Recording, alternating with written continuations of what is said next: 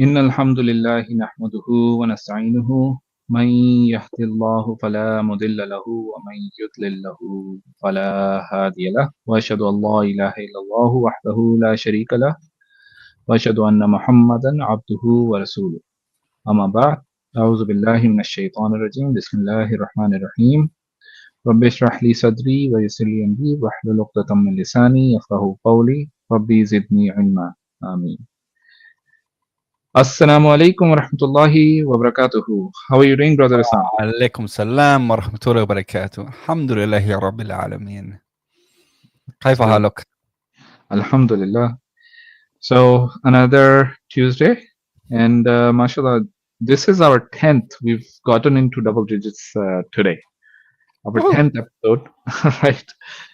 And yeah, so like previously, I think we'll try and go. Let me first go over some of the rules before we get into anything. So first of all, this stream is a stream on atheism. What we're trying to do in our streams is we're going to be talking a lot about atheistic and agnostic arguments against Islam specifically, and more in a more general sense against theism.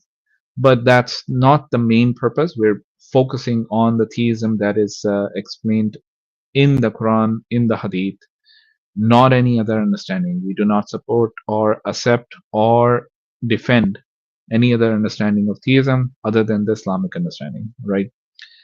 Some of our arguments may be similar, but what we do want our atheist brothers and sisters who come up to do is take the time, understand our position, and respond to our position. We will do the same. We'll give you the time to explain your position, and we would like to steelman your position, not strawman it, and respond to it, and hopefully have a good conversation. If you're someone who's coming up here just to badmouth Islam, the Quran, the Prophet, or Allah subhanahu wa ta'ala, or any of the prophets of old, or the companions of the Prophet, right? You're not welcome. It's a straight out of the panel. You may even get banned, depending on the severity and your attitude, right?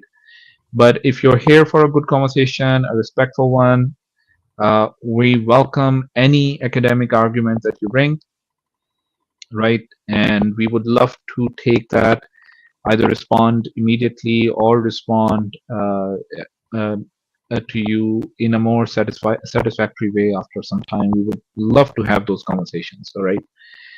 The purpose is not to force anybody into any new position.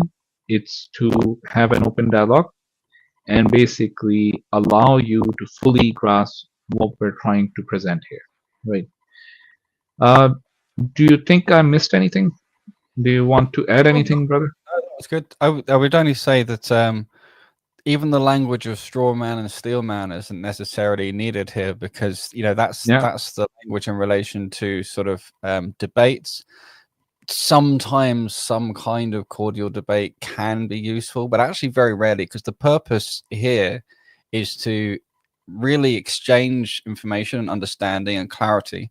So I'm not looking to deconstruct atheism by taking some atheists and tearing their view apart. I believe that through rational dialogue and clarifying each other's positions, that atheism will melt away, will fall apart of its own accord. So it's not something where I'm, looking to, have these debate bro type approaches, however much they steal or straw man the other. I very much do dislike being straw manned, of course. But but even if someone tries to steel man me, they won't be able to do it as well as I could. It just makes sense to focus the intention on building bridges, exchanging information. Think of it as like a entropy exchange as of two different systems that haven't been enough in contact to understand each other, maybe. And like you use the example, why don't you try our virtual machine before you actually go ahead and make a judgment call on something? Now, one thing I would do before we start, our brother Yemeni, he has this interesting website, rihatularab.com. If you've not visited that, do go have a look. If you're into scents, if you're into bukhur, if you're into ethers and perfumes, this is the place to be, right? rihatularab.com. You can see it on the screen, right? And use the discount code DOTS15. You'll get 15% off. This 15% is in addition to whatever percentage he has on the website, right? So, in addition, dang, I didn't use both codes. oh, I just used the initial joiner code, and mashallah, he sent super quick. And yeah, it arrived basically straight away, not next day after or something. Which ones did you get? I ordered very late at night. I got like 3 different oats and a musk. Mashallah. Yeah, alhamdulillah, it was very, very good. So I was pleased. And yeah, they're 12 ml bottles as well, but bigger than I thought. I was in my mind, it was the 10 ml.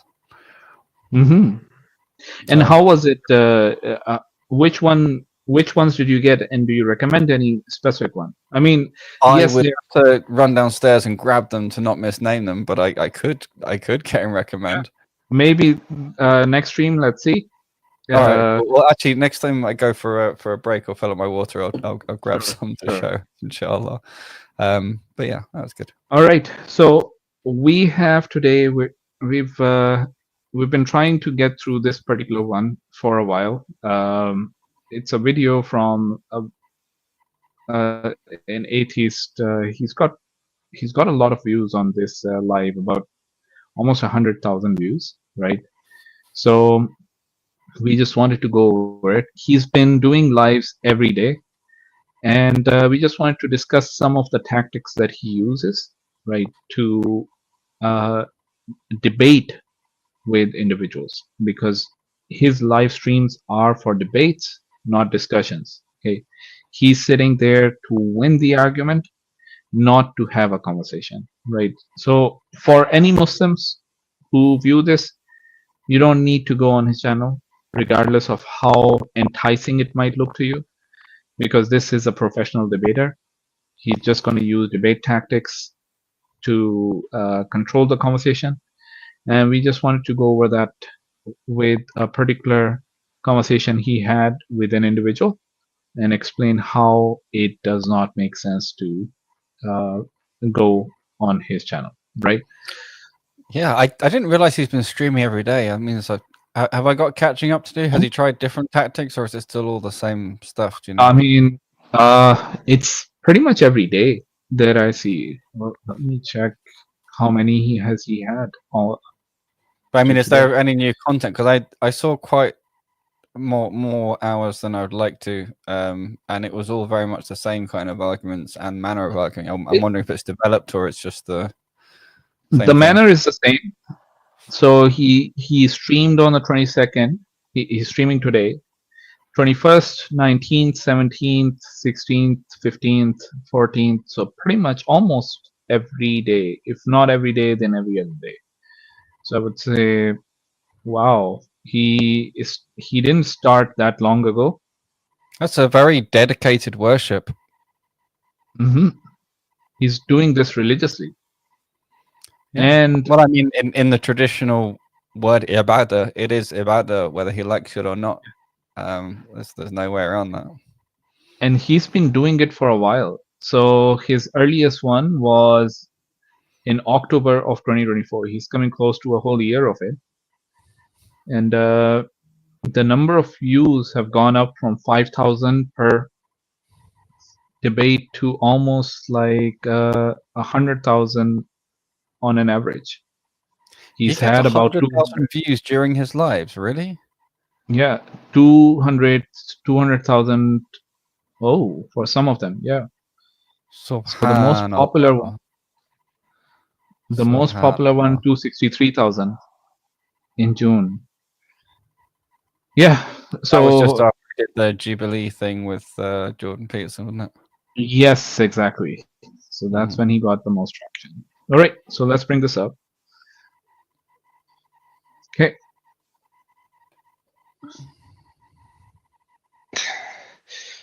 I think you use this to prove that as the universe. Oh, sorry. Let me just go back a few seconds to make sure we understand who is debating. Jen. Catholic. Gotcha. What's going to be your strongest argument or evidence for God's existence? So the other day I was listening to you and I heard about the quantum eternality theorem, I believe. And I think you use this to prove that as the universe didn't have a beginning, something that doesn't have a beginning doesn't need a cause. Therefore, God doesn't need to exist, right? But like someone like Thomas Aquinas, like was open to the possibility of eternal universe. The thing here is eternality in time or sempiternity is different from eternity, from being outside of time.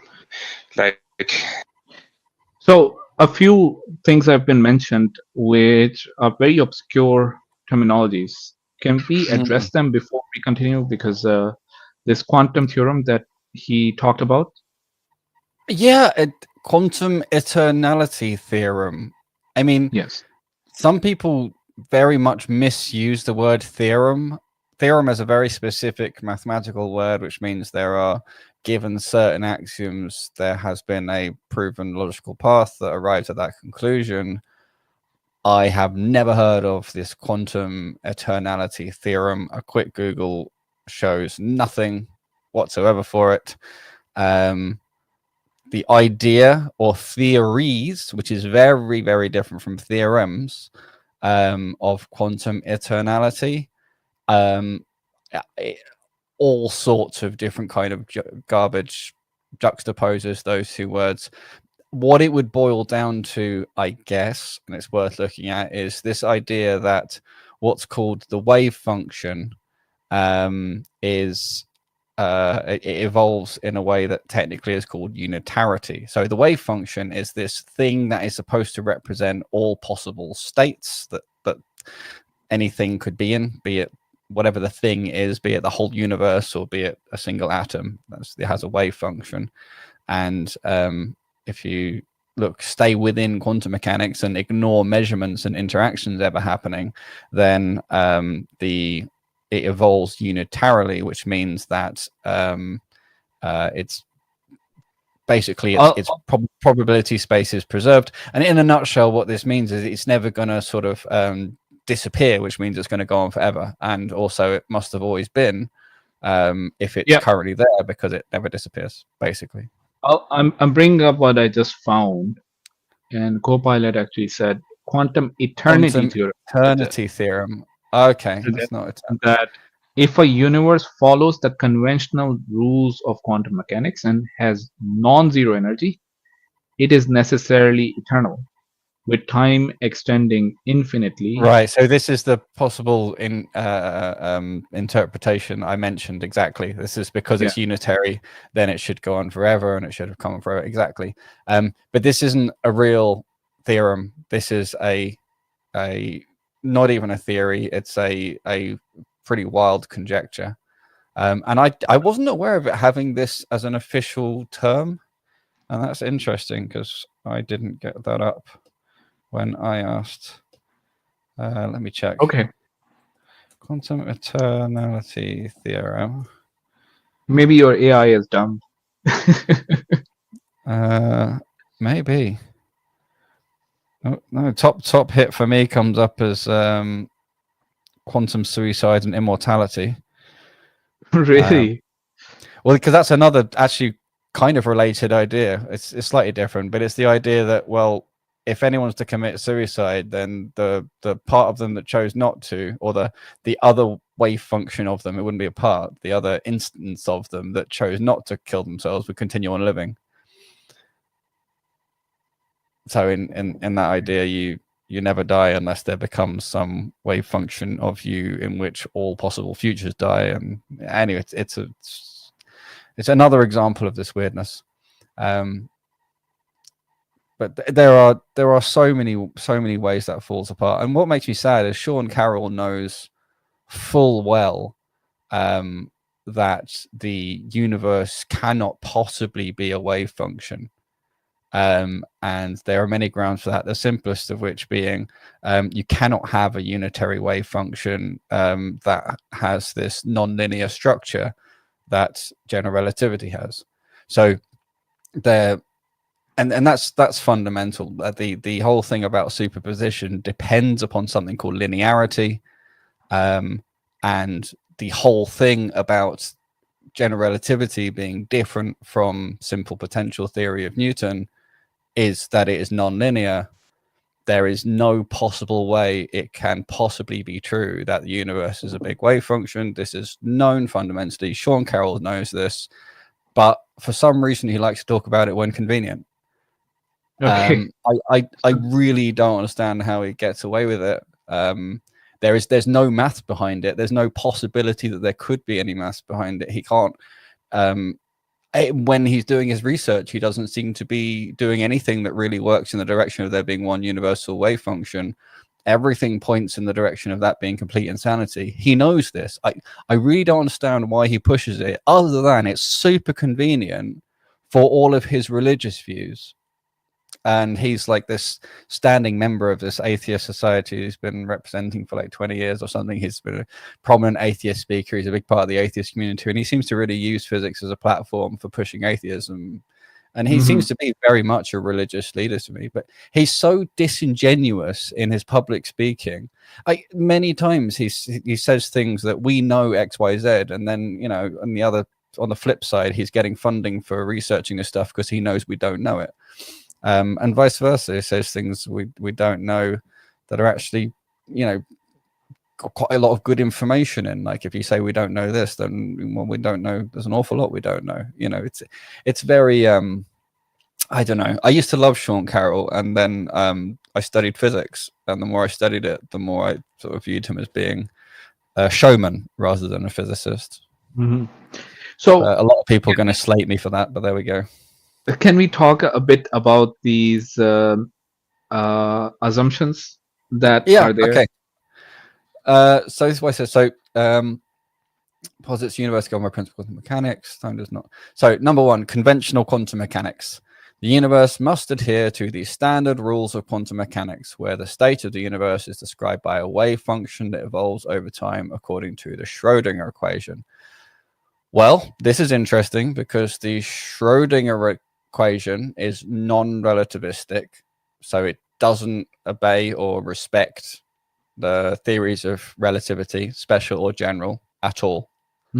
So why the universe, which is on a scale where general relativity must hold, would run according to the Schrödinger equation is completely absurd. This is back to this point I was saying about how Schrödinger equation is a linear equation, linear superpositions, and that is specifically why and how we get superposition and the wave function, which is this whole basis of what he's talking about.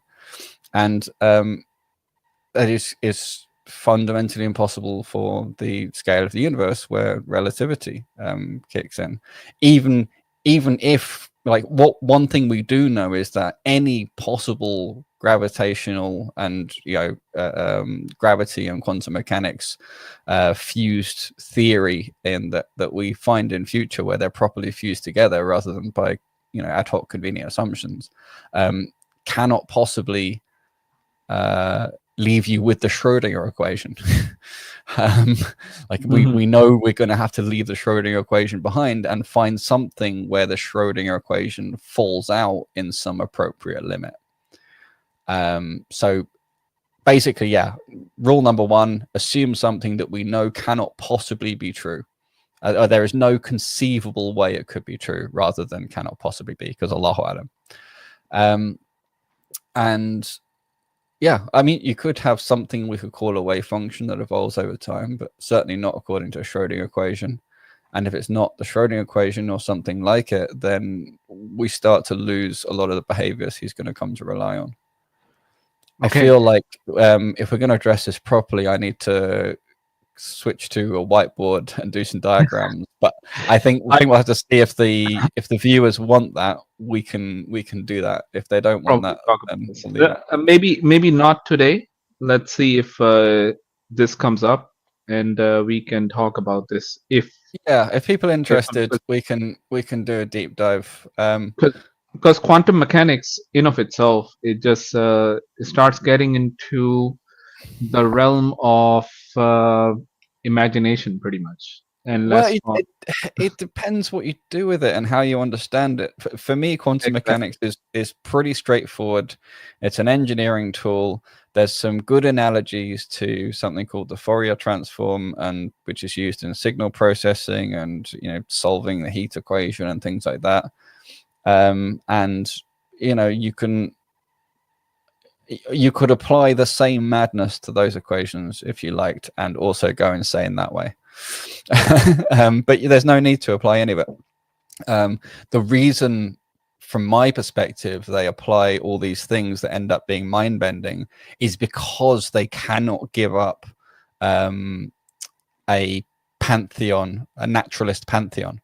They could not give up the idea that there are little things that are under their control, which have their own, or that are controllable, that have their own innate ways of moving, and so on and so forth. But if you believe, the world is controlled by Allah subhanahu wa ta'ala, and there are certain structures and symmetries and other kind of things we'd be privy to, and certain degrees of control would have, the whole theory is just very, very straightforward application of maths for engineering purposes, and there's really there's no intellectual problem at all, zero difficulty processing it from an Islamic framework. It's only complicated under naturalism, which I found quite interesting. But there we go. That probably is worth a talk. All right. Non-zero energy, the next one. The universe must possess a non-zero energy state, which is crucial for the theorem's implication about eternity. This is interesting, because do you remember when we were talking to Nate a few weeks ago, and he raised Sean Carroll as being one of the people who wrote papers in support of the zero energy universe that Lawrence Krauss wrote about? Yeah, because this is, fair. To be honest, I don't know when Sean started writing about this or that, but he did at some point, I think, write a paper refuting the zero energy hypothesis as being particularly solid, although I don't think he fully refuted it. But it's funny to me how these people think it's okay to just take one position as convenient and then take another completely contrary position and say, well, it doesn't really matter, because at the end of the day, deep down, what they're doing has got nothing to do with what's true. It's got nothing to do with finding the truth. It really doesn't. It's about certain kind of arguments that can be made. It's about social status. It's about funding.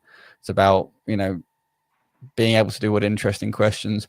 Sean Carroll said in one of his talks, he doesn't lose sleep over problems of physics. Now compare that to the generation before him, where various people literally lost their lives from overworking. Some of them turned themselves mad. Some of them committed suicide because they were intensely, deeply concerned about what exactly was going on with this stuff. It's just a game to him. It really is just a game. And it's very, very sad that he has a seat with the name philosophy under it as well. It shows really how far academia has fallen. I think that's what it shows very well. Anyway, so yeah, he can hold and support different contrary views.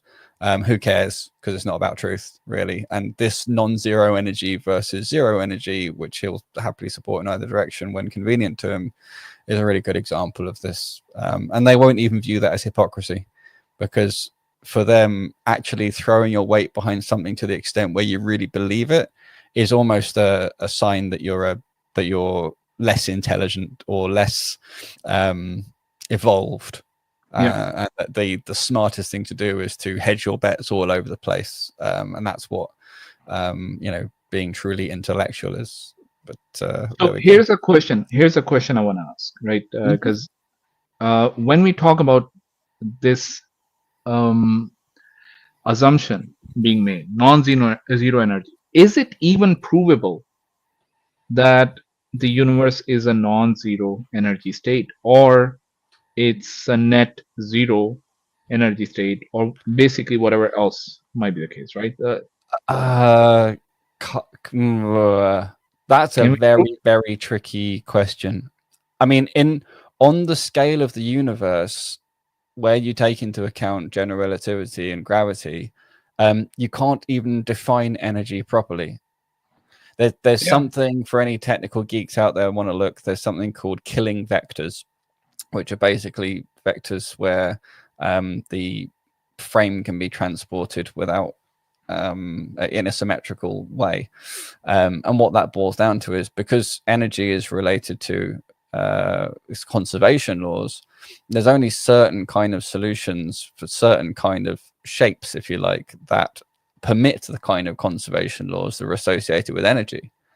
And so when you take some arbitrary configuration of space and time with some system of galaxies and whatever else in it, and this very complicated kind of almost looks like a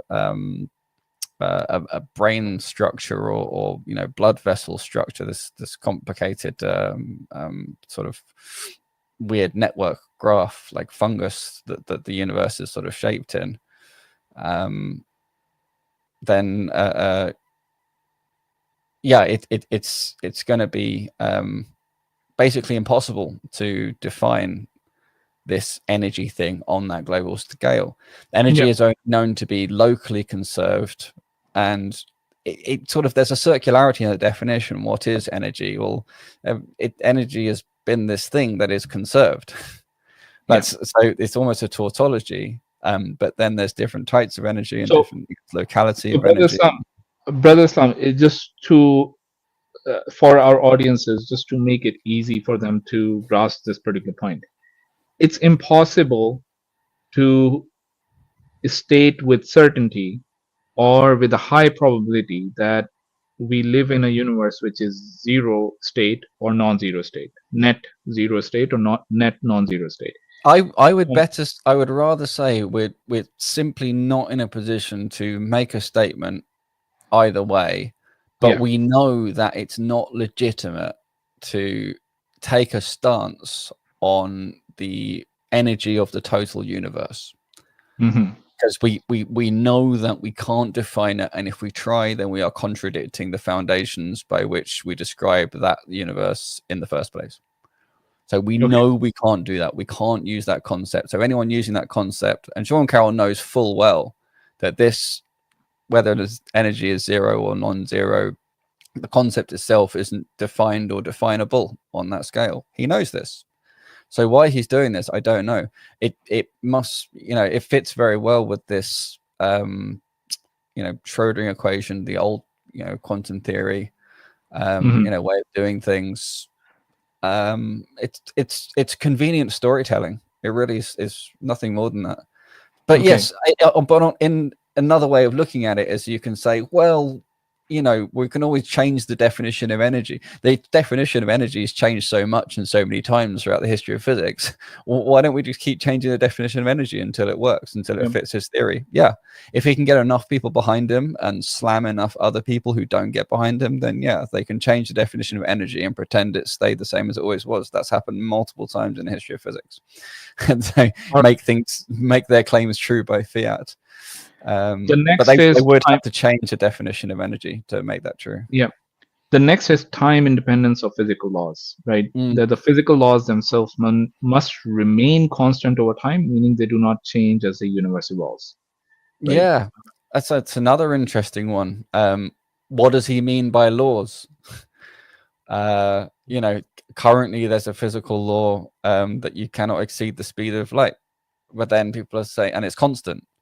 Well, maybe that's wrong. A lot of people are looking into variable speed of light theories, for example. Now, whether or not that's true, would that count as a changing law or not? Like, there's a sense in which, yeah, of course, the laws of physics must remain constant over time by definition. Otherwise, it's not a law of physics. Yeah. But then, what is and this it's also thing? the convenience, because then how are you even going to do any form of modeling if you do not take that presupposition, right?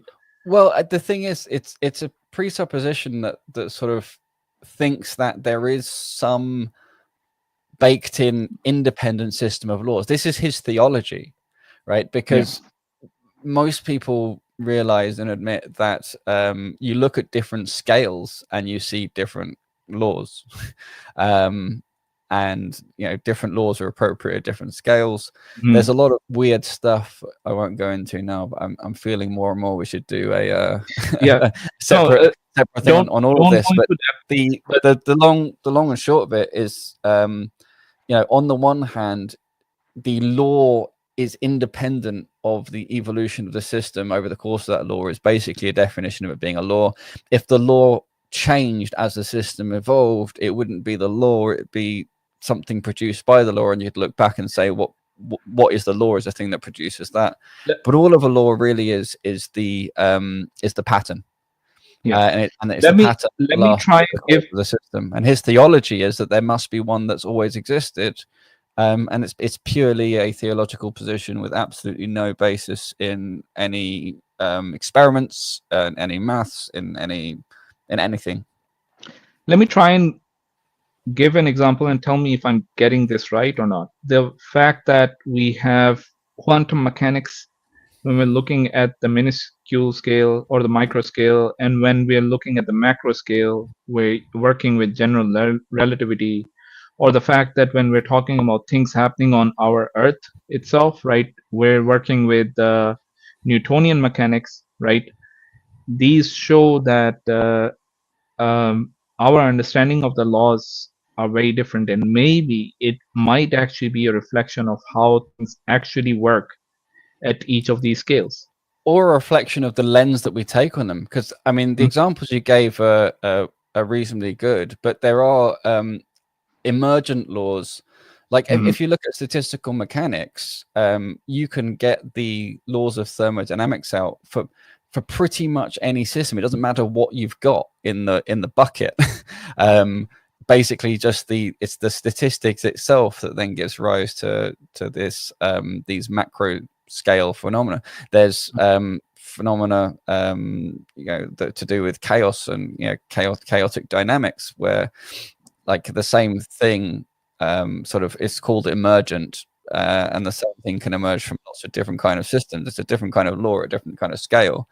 Now, what's interesting is, one of the things interesting to me is, normally when you go down the scales, there's sort of like a times 10 or times 100, let's say, up or down. So let's say from meters to centimeters, or meters to hundreds of meters. If you look at structures of these various sizes, that's sort of the different scales that you see different kinds of physics or different kinds of structures emerging on.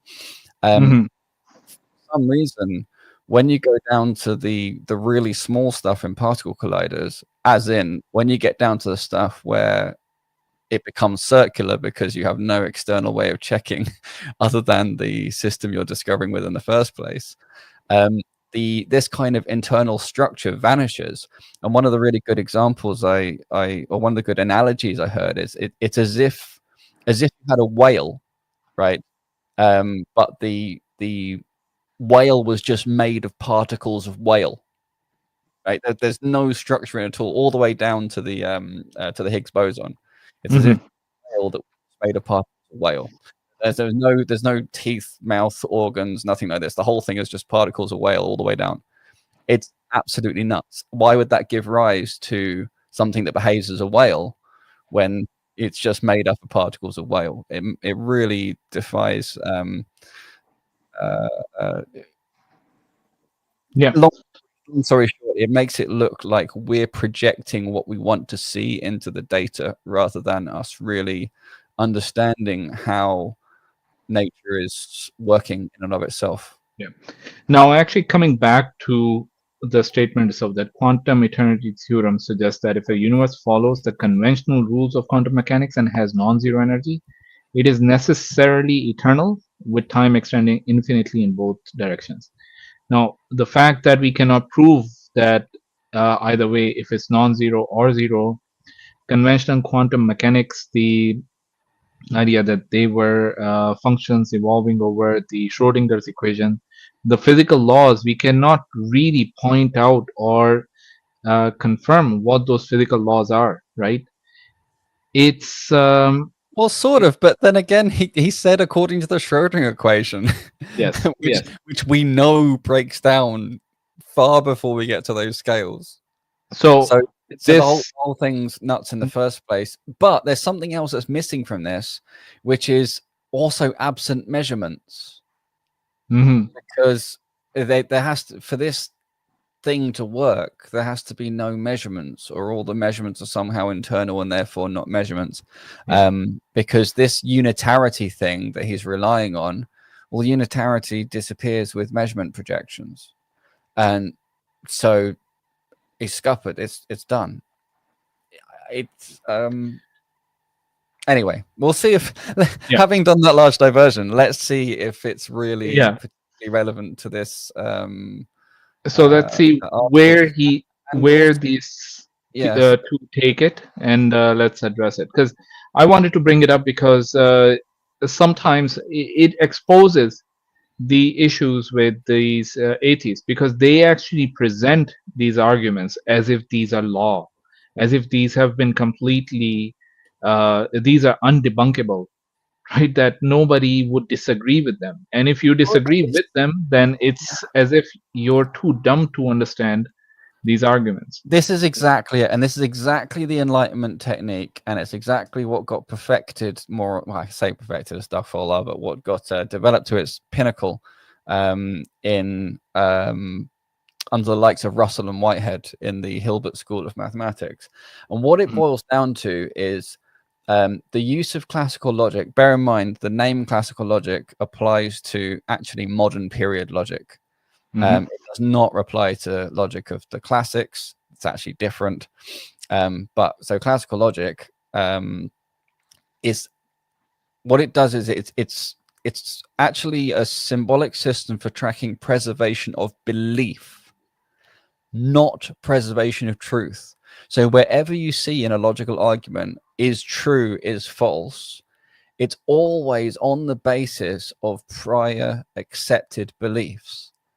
Okay. So you never prove such and such is true or false in reality. You prove that belief has been preserved, meaning if I was already believing in A and X follows from A, then I believe in A as well, which is not. So that's what true means under those arguments. So when people say it's true, it's been proven true, therefore if you don't accept it, you're an idiot, they show themselves to be an idiot. Let's continue. I'm just going back a bit. Was open to the possibility of eternal universe. The thing here is eternality in time, or sempiternity, is different from eternity, from being outside of time. Like he gave an example of someone that was walking on sand, and that person leaves a footprint. Even though you could say that if this person has walked eternally, leaving footprints eternally, the footprints still need a cause. So I think this is not an argument against God. It's just an argument to say the universe is eternal in time. Did God always exist? Or I guess. Can you make sense of what he's trying to say here? He's do you trying want to put our video next to the thing? Because otherwise people are just going to be staring at a blank screen the whole time while we're talking. Are you not able to see the video? No, I can see just the video, but we can't see our videos. You know, you're on my face. Right. I'm just saying, for the sake of the viewers, just looking at a blank, unmoving screen. Okay. This will do, or at the side if you can do it. But yeah. Anyway, sorry. Yeah, that's perfect. So what was the question? So eternality. This is what he's bringing up. The idea of eternality. What he's saying is he wants to use the idea of eternality that was being proven by this equation to prove that God must exist. And now he was coming to this point. Let me actually play this. Sounds like a right mess to me. In 2003. Okay, Yeah, let me just bring this up again. perfect. What religion? Catholic. Gotcha. What's going to be your strongest argument or evidence for God's existence? So the other day I was listening to you and I heard about the quantum eternality theorem, I believe. And I think you used this to prove that as the universe didn't have a beginning, something that doesn't have a beginning doesn't need a cause. Therefore, God doesn't need to exist, right? But like someone like Thomas Aquinas, was open to the possibility of eternal universe. The thing here is eternality in time, or sempiternity, is different from eternity, from being outside of time. Like he gave an example of someone that was walking on sand, and that person leaves a footprint, even though you could say that if this person has walked eternally, leaving footprints eternally, the footprints still need a cause. So I think this is not an argument against God. It's just an argument to say the universe is eternal in time. Did God always exist? All right, I guess why doesn't God need a cause? Let's start there. Okay, so before we get into his question, the concept that is being determined here is that regardless of whatever argument that you're presenting as that the universe is eternal, about the universe being eternal, it still needs a cause, right? Even the eternal universe requires a cause because of the fact that when you see something that is mechanical, you need to determine where that mechanical mechanism actually came from. Yes, although it kind of depends on your definition of cause.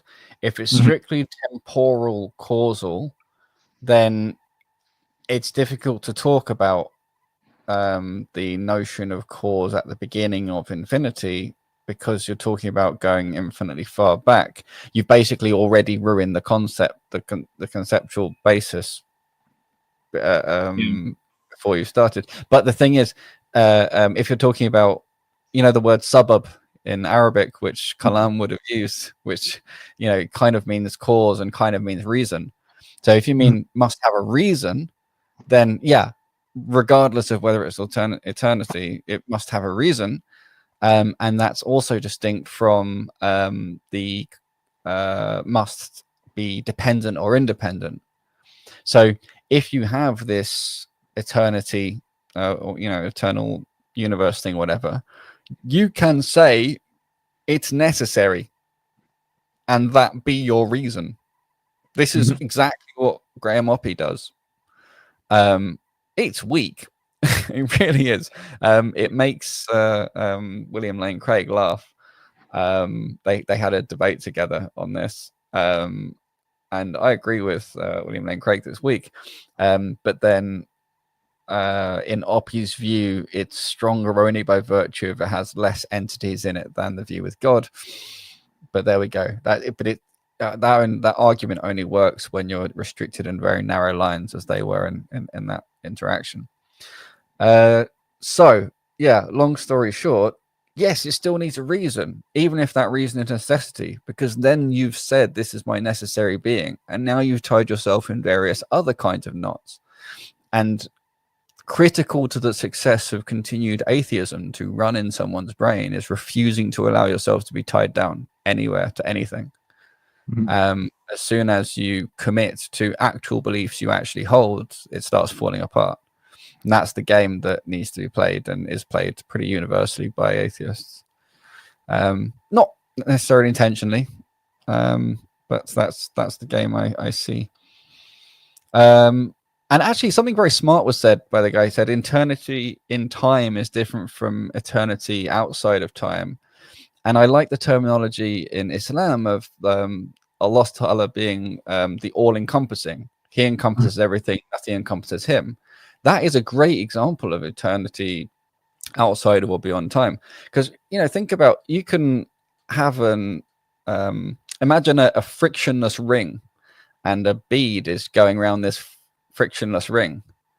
Well, it goes around for eternity, but it's clearly very finite. You see what I mean? So it's eternity and time is actually just stuck in a very finite space.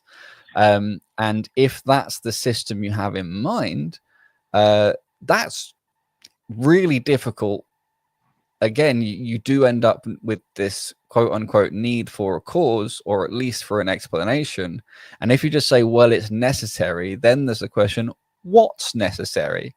And then they have to somehow disassociate some part of the universe from some other parts, call some of it laws, call some of it fundamental, and that's really where things start falling over. But as long as they remain in the world of conjecture and don't commit to anything and make you feel stupid for committing to something, they're winning. That's how the game works. All right, let's continue, because he's started asking his questions. And why doesn't God need a cause? Because if things exist, it is necessary for a being without a cause to exist, right? It's like having a chandelier without like support. You need a why support. Doesn't God? Why do we draw the line at God? Why not say that like God has a God and then that's the end?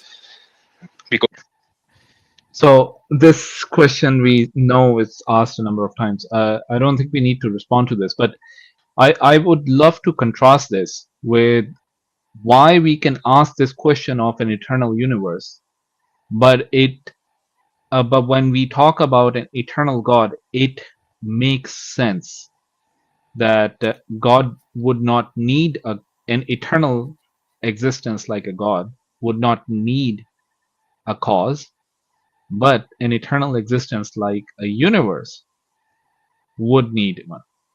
Yeah, and the thing is, you could turn around to them and say, why draw the line at laws? Mm-hmm. You know, laws, not God. So when they say the universe is matter and laws, it just necessarily is. It's like, well, why don't those laws have laws by which those laws came about? And why don't those laws have laws that have laws ad infinitum going back forever? Well, that would be ridiculous and they'd be ungrounded, but it has the same problem. The difference is they've been making up some ad hoc stuff. Okay, granted, it's been going on for a few hundred years. Whereas, you know, the God, very important, critical part of his definition of this concept from the beginning has been his self-sufficiency, which is exactly why there's no what created God, because of what the thing is. It would be a straw man argument to try and say that there's any other way to think about it. And all of these counters they have, all of these rejecting theism positions come from rejecting that definition. They're not independently constructed or independently constructible even. You know, they all live and die on the history of the monotheism in particular that they were built, or different kinds of theism they were built to reject, or they built themselves up by rejecting. So it's a deeply hypocritical question, and I often wonder if these people really see their own hypocrisy and don't care, or if he just doesn't see. Why can he appeal to laws and that's fine, whereas appealing to God is something he thinks and I think this comes from the same sickness where God is treated as any other material thing,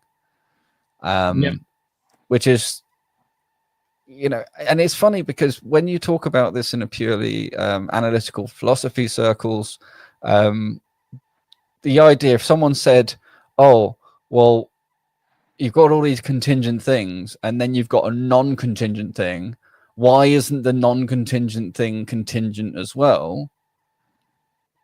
All of the philosophy lecturers would just look at you like a complete and utter moron and tell you to start from the beginning with like the first thing about philosophical discourse, because that's all he's saying is you know, when he says why stop there, it's because I have named the stopping point. So it's like, why stop at the stopping point?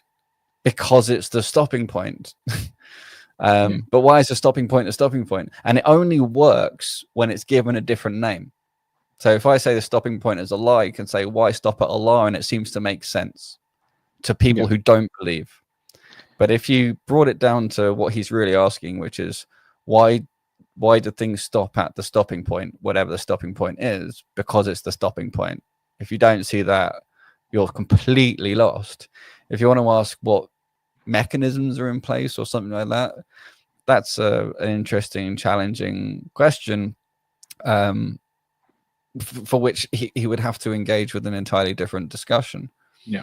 And this is actually the one where he goes into that necessary being, and he turns the necessary beings into. Let's go through it and see if he comes up with a modal objection and see if he spots why you need exactly. And I just wanted this part. Let's stop interrupting him so often.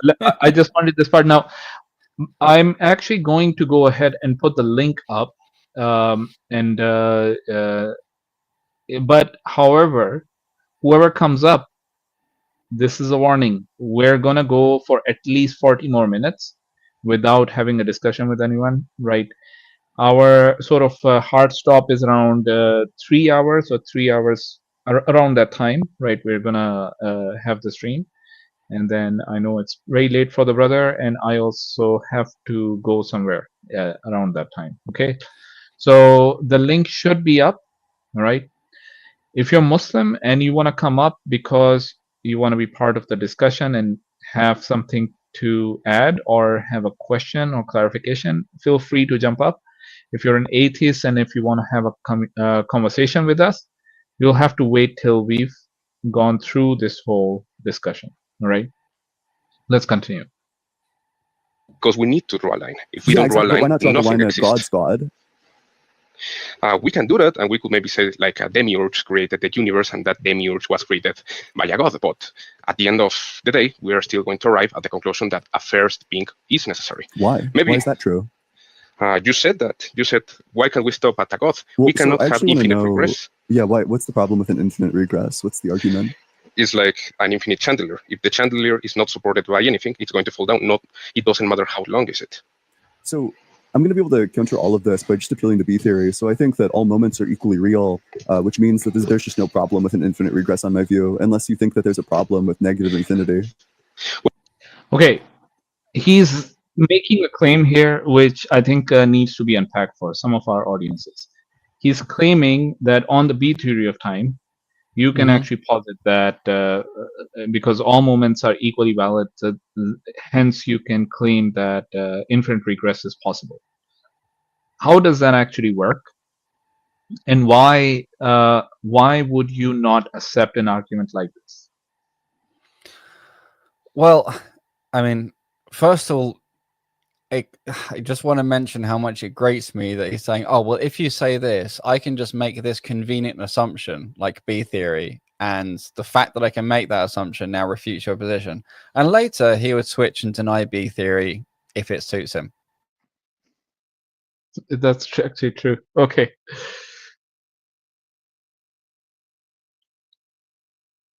Guys, am I still here? Is it my internet or is it Brother Islam? Chat, can you confirm if I'm still here?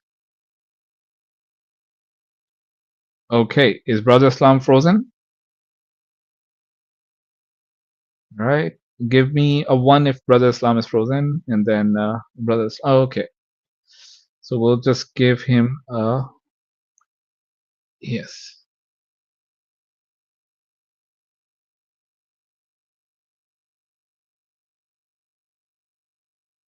Okay, he's just rejoining.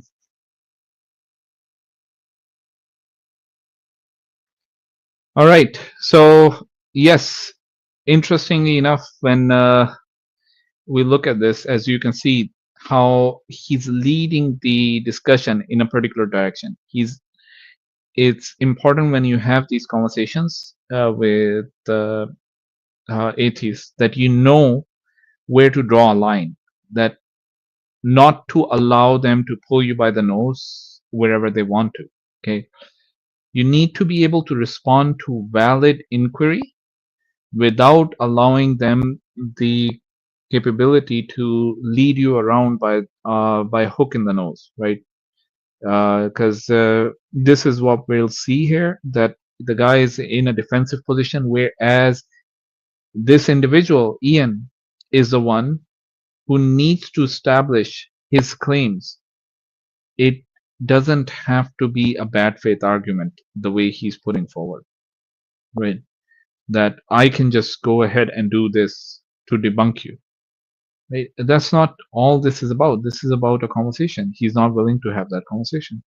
So anyone who ends up on his channel allows him the ability to move you around, right? Like this. You're just talking to someone who is not there to have a conversation with. Right? It's not a good faith conversation at all. Okay. So we'll wait for Brother Islam to rejoin. This is where he starts, and he posits his argument.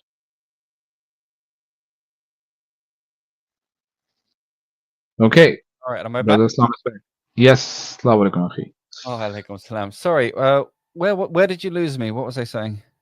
You were saying, give me 1 second. Yeah. I remember it was asking the question, what's the problem with infinite regress? But I don't remember where I got to, or rather, I don't know where you lost me or where I dropped off. I'm just checking because. Okay.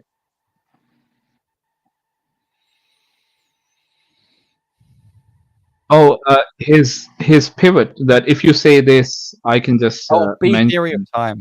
Yes, the B3, yes, exactly. And the hypocrisy of it, because he's saying, oh, well, if you take this stance, I can just conjure up or take this line and this will defeat you. So therefore you're defeatable, therefore you're defeated. And because he's not really committed to any of it. He won't hold to B theory of time.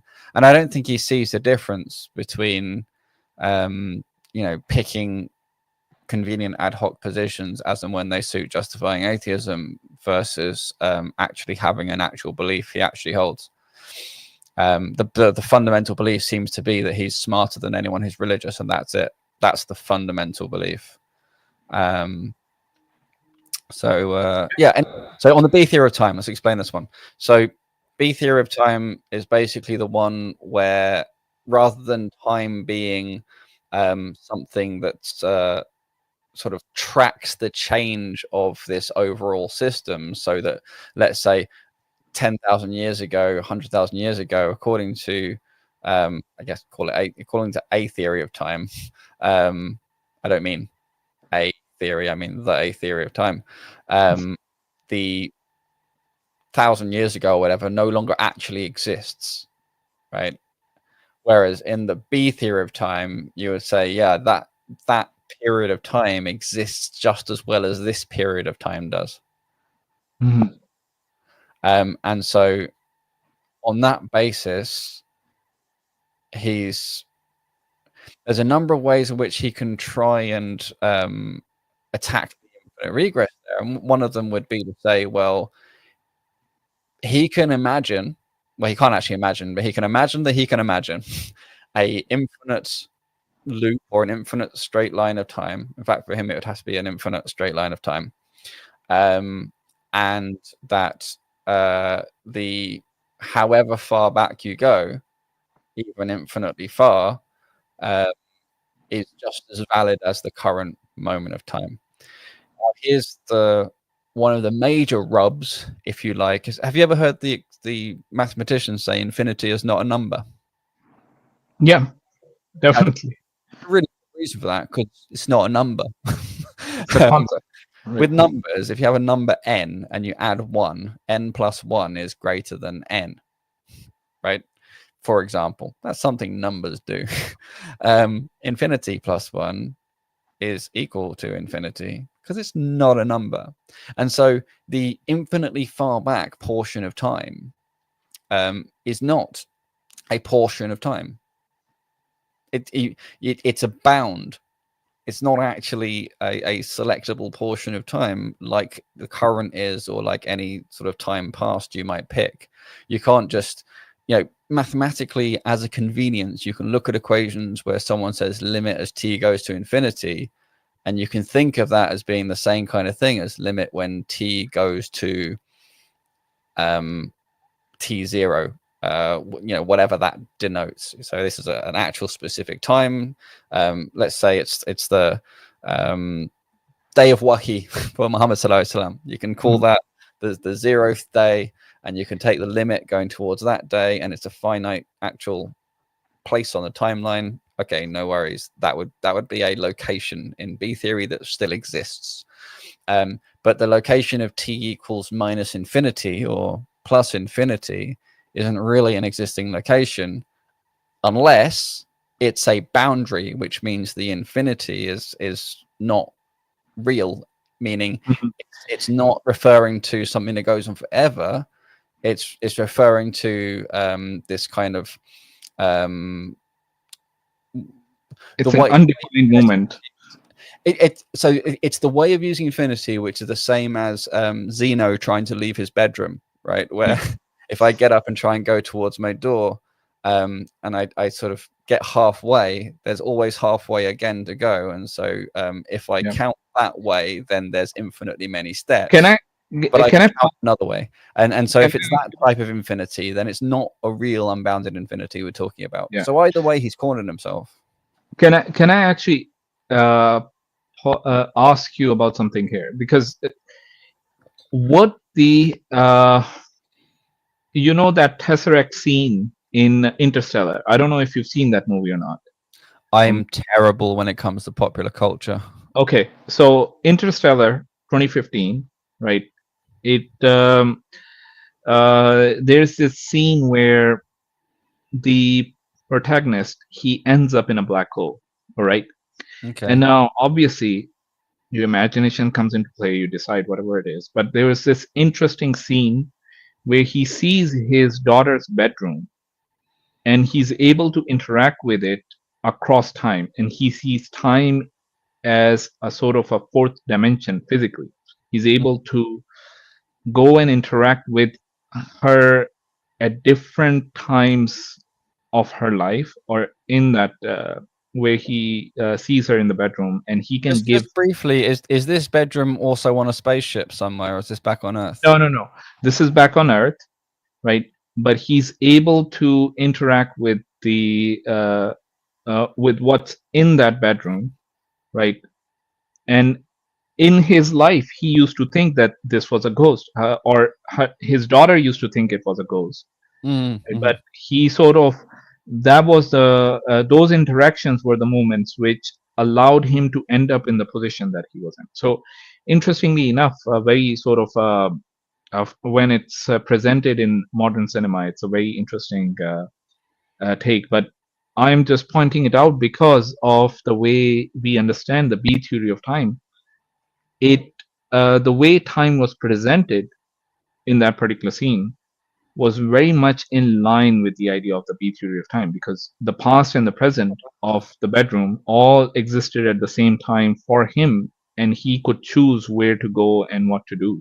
I guess in that scene, then I guess there would have to be some kind of B theory of time, and somehow the black hole allows to contact something that somehow gets back to Earth. But there's no way to really understand that in the physics sense, because the reason I asked the question if the bedroom was on a spaceship is because if you had a spaceship that sort of fell into a black hole and established a closed time-like curve, so anything that's traveling is on a time-like curve. A closed time-like curve means it goes back on itself.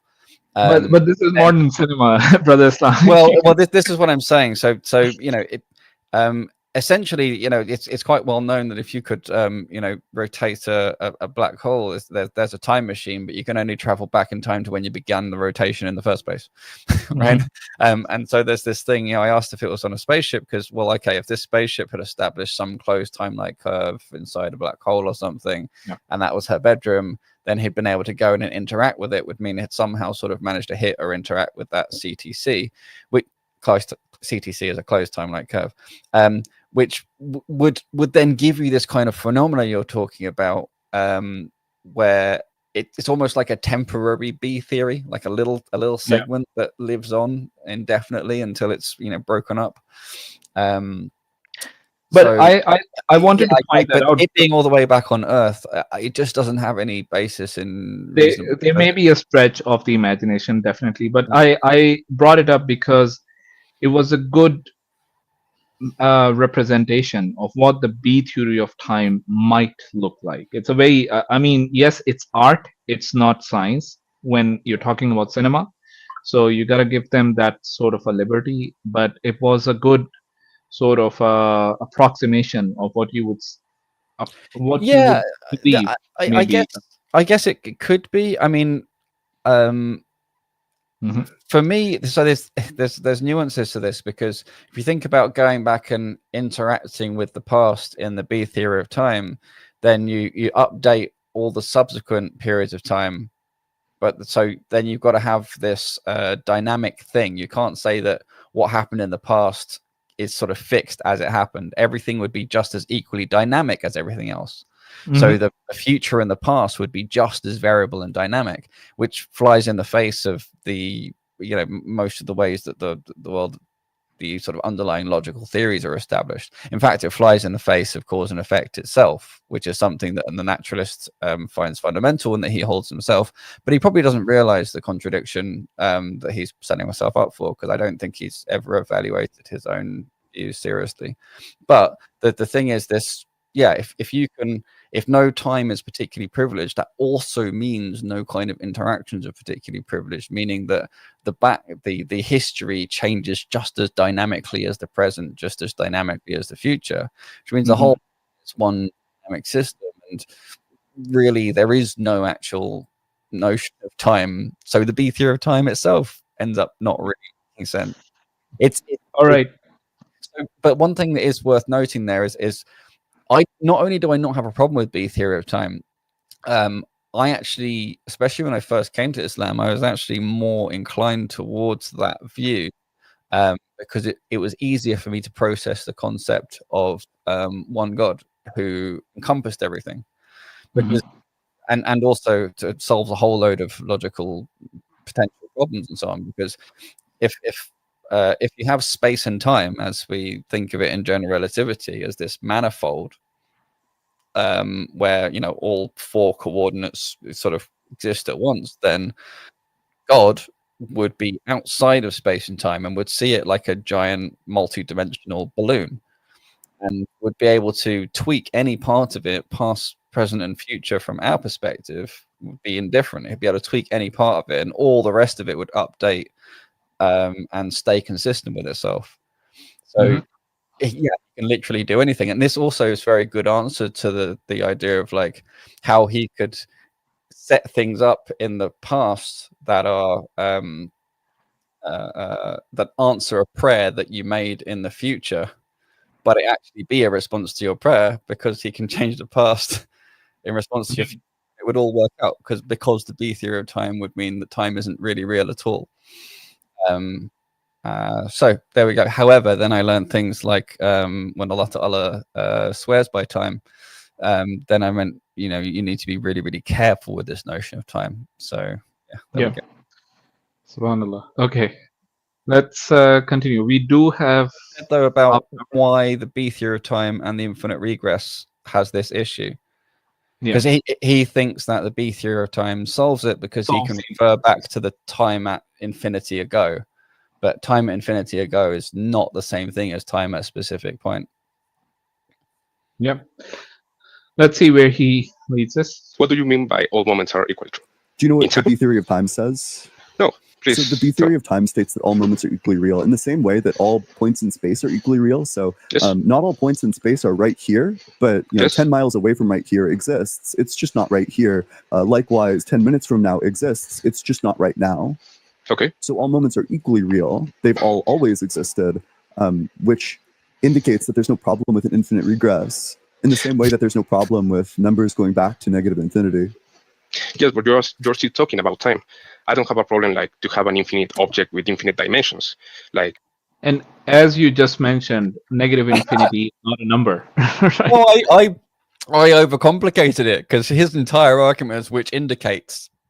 Can you imagine one of his callers said this indicates, and that was his argument? He'd have a field day with them. Double standard is off the charts. It's definitely off the chart. Let's see. Let's continue. Let's carry on. At the same way, I don't have a problem with an infinite universe having infinite time, but I'm talking about outside of time. Because at the end of the day, problem with is there any issue with like negative infinite numbers coming before zero? Not necessarily. Why not? Oh wait, but there could be. I mean, if there is like a mathematical proof that it causes like a problem, it could be, but I'm not aware of any of that. Okay, sure. So if infinite negative numbers are fine, then what would be the problem with infinite days before today? Because it's not a infinite days. No, there's not a problem. I'm not arguing against an eternal universe, but an eternal universe is still within time. I'm arguing that it is impossible to have an eternal uncaused universe, not an eternal universe per se. Let's get clear on what we mean by cause. I take cause to just be, I don't know, like make come into existence, but I don't think the universe ever came into existence if it always existed. It doesn't came into existence in time. Like, let's say, why should I think that it came into existence at all? Because the universe per se is not necessary. Like, even I will argue that there's not like a logical way to prove that the universe is necessary unless like, we have. It's your burden. If you're trying to argue for the first way or like against an infinite regress, your argument can't be, well, I don't think there's a way to prove that the universe is necessary. You need to demonstrate that it's not necessary. Okay. I get you. So I would say that as the universe has parts. Wait, why is the burden on him to prove that the universe is not necessary? And because of the double he doesn't standards. have, because it doesn't make any sense whatsoever that he doesn't have to prove that the universe is necessary. No, right? it's pure double standards. This is you. There's no way around it. If people did not do this, they would not be atheists. They'd be agnostic. Yeah. So one of the things I understand about necessary, it's the opposite of contingent, and a contingent thing is something which can be any other way. Well, that's exactly it. So, I mean, part of the trick here is sort of moving the goalpost about what universe is. You know, like he referred specifically to the B theory of time and said just the same as 10 miles or kilometers over there is just as real as 10 kilometers over here. It's like, well, he also accepts that certain things now are contingent. And so if everything's equally real, everything's equally contingent. So everything in this block that's called the universe is contingent. So by his own reasoning, it's contingent. The whole thing is, ironically, necessarily contingent by his own system of definitions that he's already used. And he actually gets to that. We're going to talk about that. So he gets to it being contingent, but still thinks that it's someone else's problem to prove. But again, the definition of necessary, it's the opposite of contingent, and one of the main properties of being contingent is that you can be any other way, in that you can it allows for change within that existence. I mean, technically you have things that are necessarily must be true, which means basically they're true by definition, or they could have been another way. It just so happens that they're identically equal to things that are self-sufficient versus things that are contingent. So really you have necessary and possible, that's one pairing, and then you have contingent and non-contingent, or contingent and self-sufficient, and that's another pairing. And but things that are self-sufficient are also necessary, and things that are contingent also could have been another way. So it's actually sort of two pairs of concepts that perfectly match onto each other. Does the difference make sense? I think we need to probably get into this, because in my understanding, right, if I want to build a set of things, right, there are things that are impossible, right? They cannot exist, right? For example, square circles, married bachelor, those type of things, impossible. Necessarily not true. And yes, again, exactly. it's because it's by definition. It's not by true. definition. It means it's not true in all possible worlds. Then you have existences that are possible or contingent, right? Either one of those work for me, right? When I'm talking about possible existences, they can exist, right? Or they may not exist. Yep. That's the condition, right? Yep. Then you have something which is necessary, which means it must exist, right? And for those type of things, it's if they keep changing their state of existence, then the question becomes, they can be something which may or may not exist. They're no longer necessary. Yep. Right? So by definition, for me, something which is necessary is eternal and unchanging. Right? It cannot. Yeah, in its character and nature. Yeah. Yeah. So this this sort of for me, I think he misunderstands what it means to be necessary. Oh well, yeah, I think so too. But in order to understand the misunderstanding, that's why I wanted to bring out these two separate pieces, because you've got the necessary versus not necessary, if you like, which means something that must be, could not be any other way, versus something that could have been another way. That's one pairing of concepts. And the other pairing of concepts is something that is contingent versus something that is not contingent, also known as self-sufficient. Yeah. Now, the thing is, as you kind of alluded to, or very directly alluded to, if not said, is that if something could have been another way, then necessarily it's also contingent, because there's got to be some kind of configuration bucket or configuration space or something that it lives in whereby it could exist or not exist. There has to be something it depends upon in order to be in the state where it could or could not exist. And that's the crucial link between those two sort of concept pairs, if that makes sense. So you're not really going to make a mistake flipping between the two, because they should be identical. You shouldn't ever have something that is contingent and necessary. That's the way a philosopher would deal with that is to call it a brute contingency, and that's an entirely different claim from saying something necessary contingent.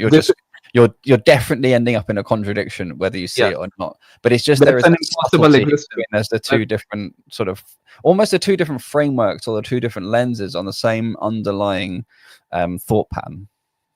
A necessary contingency or a contingent necessity is an impossible existence, so to speaking.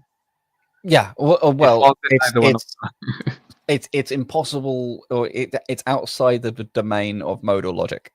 Yes. Yeah. All right, let's continue.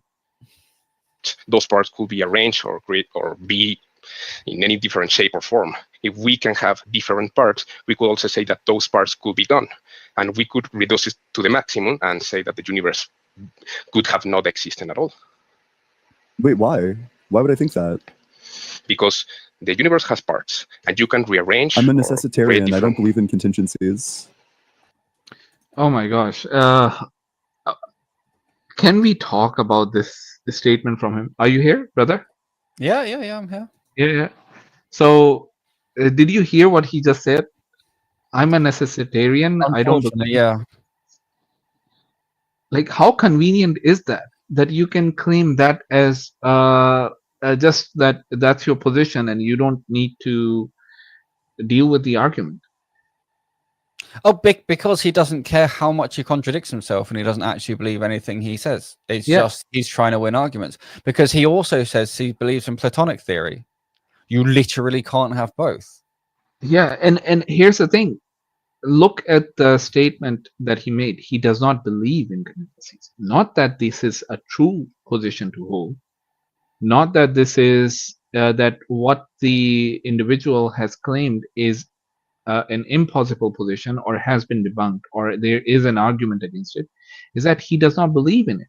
So, oh yeah, that's a very good point, actually. Very well spotted, because he switched from "is your position internally consistent? Is what you're saying make sense?" to "does it convince me if I take this conveniently selective position by which it's impossible for me to believe what you're saying?"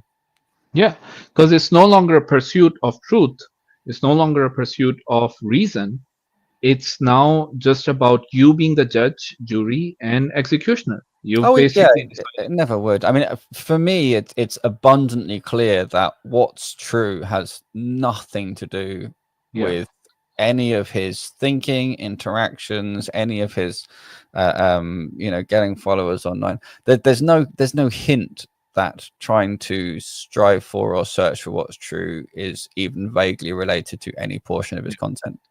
Quite the opposite. He's happy to take various different convenient views that contradict each other. I know he's stood on Platonism before and said, "I believe in Platonism, and if you can't disprove Platonism, then I've disproved your God." He's taken that position before. Now, Platonism is the very position that everything in this world that we see is contingent on the ideal forms. You can't have a necessitarian who is also a Platonist. But he won't care. I present this to him. Should I dial in and present this to him? He'll just have another way of gaslighting around it. There's no point. There's no point. He's just riding on the coattails of that discussion that he had. It's it's just a means of conning the people. That's all it is. Well, no, the thing is, the thing, I can see so much of myself when I was an atheist in him, in that he probably doesn't realize that he is a confidence artist, right? And he's very good at projecting confidence and using it to manipulate people, which is how confidence tricks are set up and run. But I don't think he realizes that's what he's doing. Because I've been in that position before where I thought, as long as I can come up with some smart position that outsmarts those other people, it continues to prove that the position of atheism is smarter. And I just never saw this thing of hypocrisy, because for me, it was that we're never going to really know the truth anyway. So there's just lots of different positions, and I'll just keep essentially having this internal Darwinian evolution of just keep adopting the stronger and stronger position until eventually, I die, and there we go. I did my best. But the thing is, I think the fact that I did actually try and find the most true position I could, and did actually care about whether or not it's true, is probably why Allah saved me. Allahu Alam. But so let's put it this way: I was exhibiting many of the same behaviors, but I did actually care what's true. In this case, though, he's so blatantly and so flagrantly flipping and taking whatever position is convenient, and he says he's doing that. He says, he waits until someone's said enough of a position that he's like, "Oh, I know, I can hang you by now just flipping to this other belief system and taking this." It's so he knows he's doing it. Someone knows they're doing that and continue doing that. I don't see any hope for them. But Allahu Alam. Allah's way more merciful than me. Let's continue. Let's see. So you don't believe that things have contingency in other things? So you believe that things can just pop out of existence? What is your view? Please let me. I'm a necessitarian. I think that things are necessarily this way. They couldn't be a different way. That things just via the laws of physics couldn't have failed to exist, and that the laws of physics are necessitated. Okay, so you believe that the universe is necessary because there's no other way it could have been done. Is there any reason why the universe couldn't be any other way? Yeah, I'm just going to hold to a wave function monism, which is going to indicate that all possible logical combinations that could be actually are. I'm like a modal realist, which means that this is one possible combination, so it couldn't fail to exist. Okay, so do you believe in a multiverse where Okay, this is it just boggles my mind when I think about it. How is the multiverse even possible if you're a necessitarian, right? How is anything else, any other world even possible if you're a necessitarian? It is And why, as a necessitarian, on the infinite scale, do we exist and not, or do we more likely exist and not existence, non-existence is equally possible on an infinite scale? So why? I think I need to. I really need to do a special next week. We'll do the wave function. All right, we're going to quantum physics 101. Don't worry, people in the chat, people watching. I will pitch it in such a way that if you've done GCSEs in any sciences, or you've been on a boat before, you'll be able to understand it. We'll just go through some fairly straightforward stuff, just give this basic understanding, because this whole notion of wave function and superposition and you know, many worlds theory and stuff is just such an abuse of the fact that a lot of people don't really know what these terms mean and what they're derived from. So yeah, let's remind me, let's do that next week. Briefly, try and take this down now. I mean, laws of physics couldn't be another way, right? Okay, so one of the deepest contradictions there, if you like, is the very notion of discovering and putting together and all this, the laws of physics, is that they could be another way. Like, you can't do physics unless things could be another way, because that's how you experiment. Is it this way or that way? You know. Exactly. So the entire foundation is seeing which way of the possibilities is it, which value of the possible values does the fine structure constant have, or the speed of light have, or whatever. You know, if it wasn't on a number line that had lots of different possible values, we couldn't use it. We couldn't put together physics in the first place. It's a complete non-system that doesn't exist. Like what he's referring to doesn't have even a shred of ability to connect with physics and what physics is. It's just stealing concepts where appropriate. It's absolutely not where inappropriate, but where convenient. And this is the thing with wave function. On the one hand, you can say, oh, well, couldn't be any other way because it contains within it every possibility.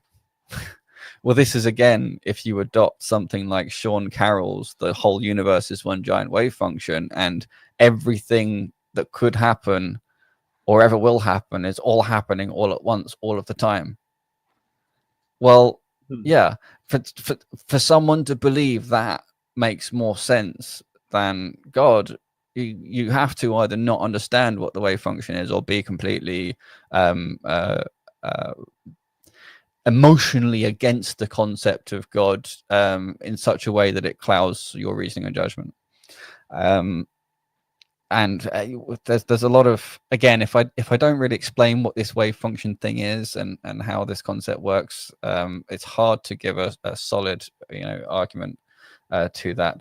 But the idea that you have this wave function monism, modal realist, as I wrote down in his notes, it's absolutely nuts. And again, he says, well, we're in this one possible configuration, so it couldn't possibly be any other way. Somewhere else he said, well, A is true. He was saying it's just a law of logic that if A is true, then A is always true. It couldn't be any other way. So he fundamentally misunderstands and misuses what necessarily true means. Necessarily true means it's a theorem. So you'd have to have A equals some logical theorem, and then that can be necessarily true. That can be true in all possible worlds, in all ways things could be. But to say it's true in this world, therefore it's necessarily true in all other possible worlds, is just a complete flunk out of school. That's it. You're a complete fail. You're an F. You have no idea what you're playing with, but it's fun, and it's leading you further to the fire, ironically. And here's a question: two things, right? First is, does morality exist for someone who says I'm a necessitarian, right? should morality exist? Can you actually ground morality in anything when everything that is happening is necessarily going to happen? Sure, because he's already, if one takes the position where they've accepted a whole bunch of contradictory nonsense, then anything can follow. It's ex falso quod libet sequitur. Yeah. So yeah, he can ground anything he likes at this point, because he's taken a bunch of completely contradictory assertions that are contradictory on so many levels. He's even when the laws of reason themselves are broken, when he uses something like necessarily true, possibly true, and clearly does not understand what that means, because he thinks if something is true, it must be true in every possible world, which is a full misunderstanding of what the foundations of the logic is. He also, in each of his positions, philosophically contradicts himself, like we said, where he says he's a necessitarian, but he also says he's a Platonist. And, you know, we can go up the list of all the other stuff we said before. His entire foundation is nothing but Dunning-Kruger, self-contradictory, absolute bullshit. It's a complete con artist who has clearly studied things with ChatGPT far enough to be able to be convinced that they're good arguments, and he has a good technique and demeanor which he can use to sort of keep peddling this and ultimately keep his ego safe from ever being challenged. But this is just absolute unsupportable nonsense, and because of that, it can ground anything, because there is no reasoning left at any of the abstraction layers he's got to. And once you've blown out reason or fundamental logic itself, once you've ruined the law of necessity and defined it so that if something is true in some world, it's necessarily true in all possible worlds, that's it. You've bottomed out, and you've broken your last tools. You now have no tools left to repair yourself, you know? All right. And then the other question, and this is probably a very important thing to understand. Are the things around us in this universe contingent or not? That's can you deny the contingency of what we see around the world? It is possible. It is possible to construct I won't quite say let's say it is possible to construct a valid, which is not the same as sound. It's possible to construct a logically valid necessitarian view. But and we'll the see that happen later on. Are ginormous, you know. And the sacrifices are so big that you know, nobody actually lives their life according to that. You have to live your life according to a lie if you actually believe in necessitarianism, or you live your life as a lie because you don't actually believe necessitarianism, but you appeal to it when it's convenient. So either way, you have no choice but to live your life as a lie if you choose necessitarianism of any kind, of any flavor whatsoever. So there's no way of escaping that. If you're a necessitarian, you will live a lie. There is no other possible way. That's necessarily true in all possible worlds. But ironically, but it is possible. It's possible to do and to hold, because you can build in a logic safe space, if you like, that allows you to live a lie and be okay with that. But can you deny the contingent properties of the things that exist around us? Is it possible to say that it cannot be any other way? That I am right now, I'm wearing an orange shirt. In reality, it could have been blue. Can you deny this statement? Can you deny that things cannot be contingent? Because this is essentially what he's doing. Yes, I mean, the cleanest way to explain it would be to say, well, you can deny God's will. You can grant everything else to God. You know, you can grant belief in everything else about Allah subhanahu wa ta'ala, except that he has a will. Right? And so if you astaghfirullah, imagine that for a second, that's how they'd justify it. Okay. So what that means is that you know, he would be, you know, unable to respond or to make his own choices or whatever. It would just mean no. So brother Islam, the point that he was saying, he's a necessitarian, right? and he does not believe in contingent things. But we live in a universe where the things that we see around us are contingent. Yes, but the point is, what they say is that's an illusion. Yeah, okay, that's fine. I can understand, but you cannot deny the contingency of certain things, right? Of everything around us, actually, right? These are contingent. The way we see them, even if it is an illusion, the interaction we have, what we can prove empirically, is what is contingent. It is not necessary. So the very idea that empirically the interaction we have with everything, right, Mhm. is, if it is contingent, you cannot deny that things are contingent. To Yeah, do I that, think, you're the ones who has to provide extraordinary evidence now. well, yeah, this is the thing. Although that line from Carl Sagan has its own deep issues, Yeah.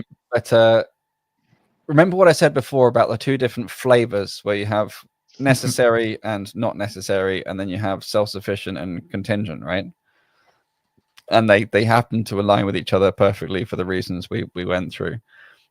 If you try and prize those two apart, that's where you can get into these funny situations. So they can look around and say, well, yeah, this bottle did not have to be here.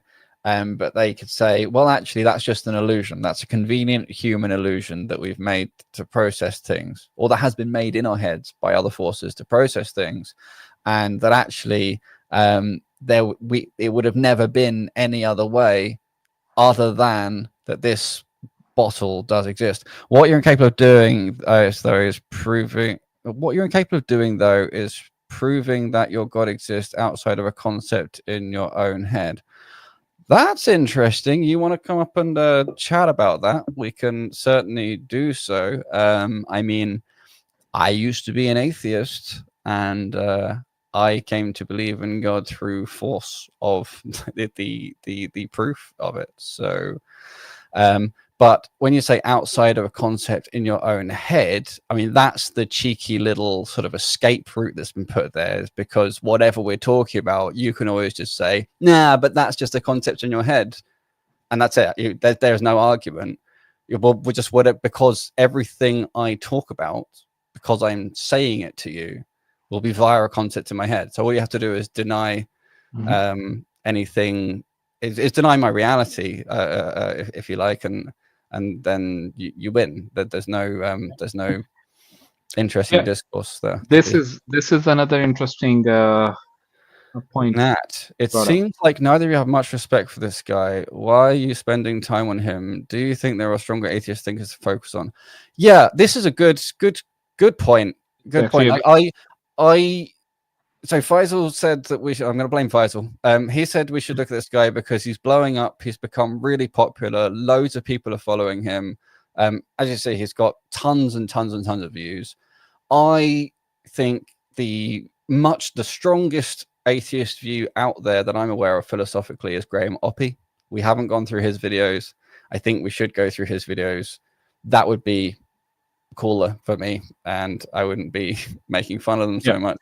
And we will. Alex Connor's previous videos maybe as well, but he's softened his stance a lot since, and there's just less and less that I disagree with him on, but we can go through and see how much I agree with him, I guess.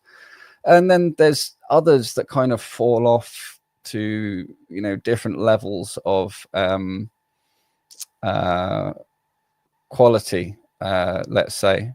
But yeah, so anyway, that's why we're spending time on him. And yes, there are much stronger atheist thinkers. A lot of them that I'm aware of are dead. I don't know many who are, online. So that's something else we can do, is go through the books of Mackie or something like that. I've got a bunch of books by different prominent atheists, and maybe we can do that. I don't know. Yeah. But yeah, good point. I do think we spent too long on this. It is a good point. It is a good point. And the main reason why we wanted to go over this individual is because he's been very consistent in his streams, and it will come up on our Muslim brothers and sisters channels, on their feeds, right? So you want to make sure that there is something where they can see that this guy isn't really bringing anything substantial, that we need to consider him as some sort of an academic approach or of any substance, right? So this is really the reason why we're doing this. Now, granted, we would love to get into some of the arguments which are more advanced and more in line with what the most well-known authors and thinkers are currently at, right? But for us to be able to do that, not all of the theists are out there looking at those arguments or dealing with those arguments, right? So we are basically working with what is most likely to end up on our audience's stream. Right? Yeah, which is fair and makes a lot of sense. Nat, if you're still there, can you comment with some people that you think are really good? Yeah, please do, and then we'll flash that up on screen, and I'll follow up on it, inshallah. Because I really struggle. I think a lot of the good people are buried writing papers and books and are not making video content to react to. Graham Oppie is one of the few people that is good and also appears on, panels, conversations occasionally. Yeah. Anyway, let's continue because if nobody comes up, let's continue with him because it is gonna take him at least 10 more minutes to bring up the. But he just says so many things. We can probably ignore them. Okay, let's try and run through a bit more as well and see. Yeah. All the possible I'm worlds like a many worlds person. Yeah. Okay. Don't you think that there is like in that same logic also a God could fit? Like he's a possible entity in a possible world? No, that couldn't be the case because if the foundation of reality is the wave function, then the foundation of reality necessarily can't be God. So God would just be an impossibility. Why the foundation of reality? Because there can't be two foundations of reality. I'm not. If the foundation of reality is the wave function, that's what he said. I probably should keep it to 1.2. It's a bit too fast for me. He was saying that there are two different. He appears to give an argument. Also a good. I'm Let's try this. I'm going to play this again. I think that there is like in that same logic. Also a God could fit? Like he's a possible entity in a possible world? No, that couldn't be the case because if the foundation of reality is the wave function, then the foundation of reality necessarily can't be God. So God would just be an impossibility. Why the foundation of reality? Because there can't be two foundations of reality. I'm not saying that there are two different things. I'm just saying, what if the foundation of reality is God itself? Well, but what's the evidence of that? What's the proof?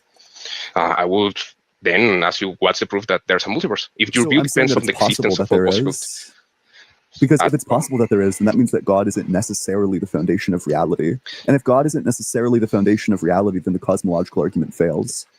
But even if we said that all the multiverse exists, like all the possible worlds that logically could be constructed, there's not a reason for them to be constructed. You're just saying that they all exist. You need to rule out the possibility. No, I'm saying that it's not. Do you think this is a good time to introduce the different types of causes was it Aristotle who brought it up? The efficient cause, the what were all those? The 4 different types of causes. He's not using those concepts though. Okay, so but he's misunderstanding those concepts, right? Because the only way the wave function can be a cause, right, is that it's the material cause, right? Am I getting it right? What were the 4? Well, okay, let's put it this way. You could map what he's saying onto the types of cause, but I'm not sure that's a way to clarify anything. If anything, it might confuse things. Okay. Because what he's saying is that if X is the foundation of reality, then X can only be equal to the wave function or equal to God, and it cannot be both at the same time. Now, one thing that's interesting here is he hasn't defined what is God, because in one view, he's clearly he's using this wave function as a a particular set of bells and whistles on Spinoza's God. Mm-hmm. Like his very definition of it and what it is and how it works is exactly either deism or Spinoza's God. He flips a bit.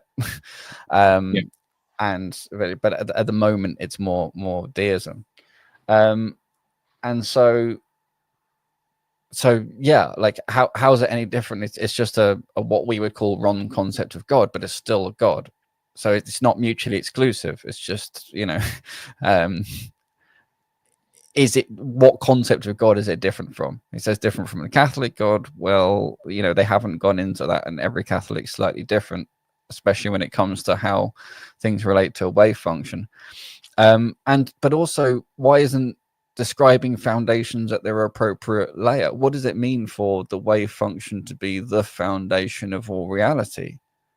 Like the wave function cannot possibly be a foundation because it's contingent on other things in the theory of quantum mechanics. It's in which the wave function is defined. Like you don't just have a wave function first and other stuff around it. The wave function is the thing that is you have this thing called a Hilbert space, which is a support that the wave function lives within. Without that, you don't have the wave function. It's contingent on the Hilbert space. And if you want to say everything's necessary, then when he says wave function, you have to substitute in your head, oh, he's just talking crap. When he says wave function, he really means all of the bits of maths.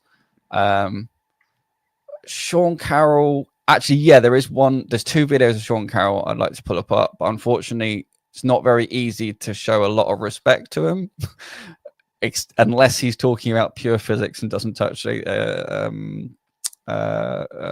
religious ideas. But I can try. I can definitely show Sean Carroll a lot more respect than I can show this Ian chap.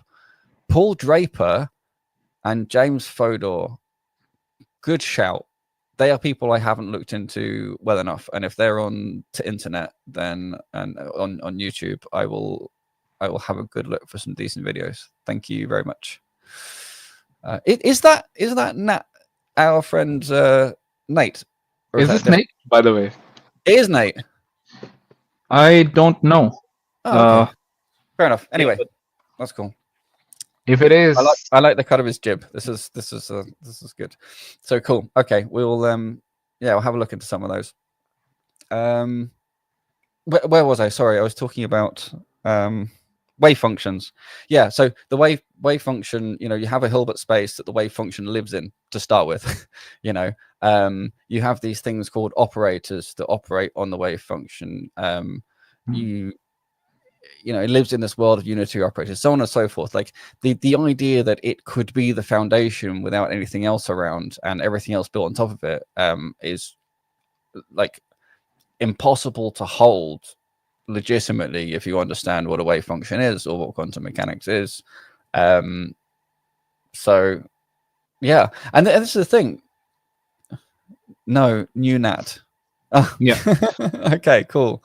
We have a second naturalist, I assume. Yeah. Good. By the way, Nat, if you want to come up, do jump on. We're streaming for about an hour and a half more, probably around that time. If you want to come up, you want to present your arguments as well, or if you want to just comment on what we've said or what we will say, feel free to come up and have that conversation. Because I don't know if you've seen our previous discussions. We're for people who are respectful. We are respectful to them. We're open to having these type of discussions. So feel free to come up. Yeah, and I'm sorry if Nat hasn't seen many of the previous talks, and this is sort of the first one. He might think that I'm going to be like this to him, which is not not going to be the case. Yeah, I mean, unless he's a carbon copy of Ian, but I don't think that's going to be the case. And even so, we can interact dynamically and not have to have those kind of debate bro things that's going on over there. And that's one of the sad things, actually, is if this Ian chap dropped the whole debate bro tactics and, you know, manipulation strategies and so on, he could actually be an interesting person to talk to. It could be. That's true. Yeah. I mean, this is what we're trying to point out, because it's one day, inshallah. So that's interesting. Are you Muslim, mate? If you're not, then I Well, do it's interesting understand.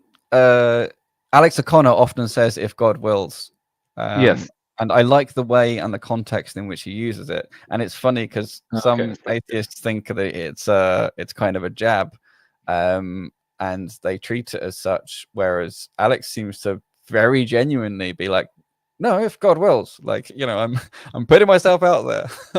You know, Alex come grab O'Connor. me if you want, God." Yeah. Alex O'Connor is one of the few atheists out there who I've listened to, and I genuinely respect him for being genuine to what he believes in, and we can see that his beliefs are evolving as Yes. Yeah. he ages, right? And the original, the debate bro tactics have changed; they're gone away. He's more open to the idea that other people's thoughts and their those need to be respected, even if they're against his own thoughts. And those this paradigm shift that he's had, it's he was once talking about it as well on his new Yeah, channel. there's a big contrast because he really holds his views and he's consistent with the views he holds, and he's really wrestled to make sure they're as consistent as he can get them. And where they're not consistent, he knows, and he's able to go through the problems he has reconciling them. That's someone I could talk to all day long, you know. But yeah, there we go. And also, he understands things like the argument from contingency. Yeah, and he respects those arguments. He does respect those arguments as well. He does. He's not fully convinced by them, and actually, I'd love to talk to him one day about it, because I saw a talk he did where he went through the argument from contingency and very clearly laid out the difference between the temporal causality, which is the line Ian was going along before, versus the contingents in terms of a self-sufficient versus not self-sufficient being. And he lays out an example using like his chair, and his chair's sitting on the earth and so on and so forth. And so he explains the two types very well, and then says, but even so, there's this modal objection. And so he's not 100% convinced because of the modal objection. And this is where I'd love to talk to him and say, well, hang on, dude, like read Imam al-Ghazali, you know, because he was he's the only one of the few reasons we know about the Kalam argument, and he already corrected it. And the way he corrected it gets rid of the modal objection, because it says things are contingent. You can't avoid that. And correct. If you would have the modal objection where all this chain of contingencies gets converted to a chain of necessities, if the necessary being implied creation and necessary be implies necessary C, and so the chain of contingencies becomes a chain of necessities, and that's the modal objection. But if God exists and has the will to choose to create or not, then there is now no inconsistency.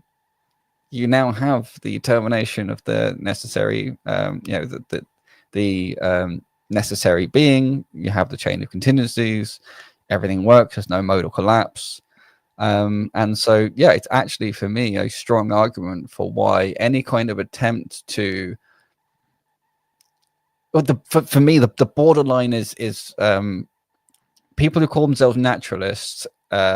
Really, what it boils down to is the thing that's their prime mover or the necessary being or thing can be pretty much anything except intelligent, except with a will. You know, and because that's the line in which where you cross that, that's it becomes a god. And I think you can't really resolve the issue without that will, and that's interesting. All right, and yeah, Nat, the link is there. Feel free to jump up. This other anarchist guy, I mean, stay within bounds. We have rules. We've told you we do not accept blasphemy, so don't go around throwing statements like you. I just deleted one of your statement. Oh, I was going to ask that there was one flashed up on the screen briefly. Is that the one you got rid of? Or Yeah, okay. I didn't ban him yet. I'm just warning him, reminding him. Any of my questions, so that tracks pretty well. Which question did I not answer? No. So his next statement was actually blasphemous. So that's why I'm just giving him a warning right now. But if he has anything more, feel free to ban him. Right. Let me just quickly have a look and see if there's anything interesting in this line of. Give me 1 second.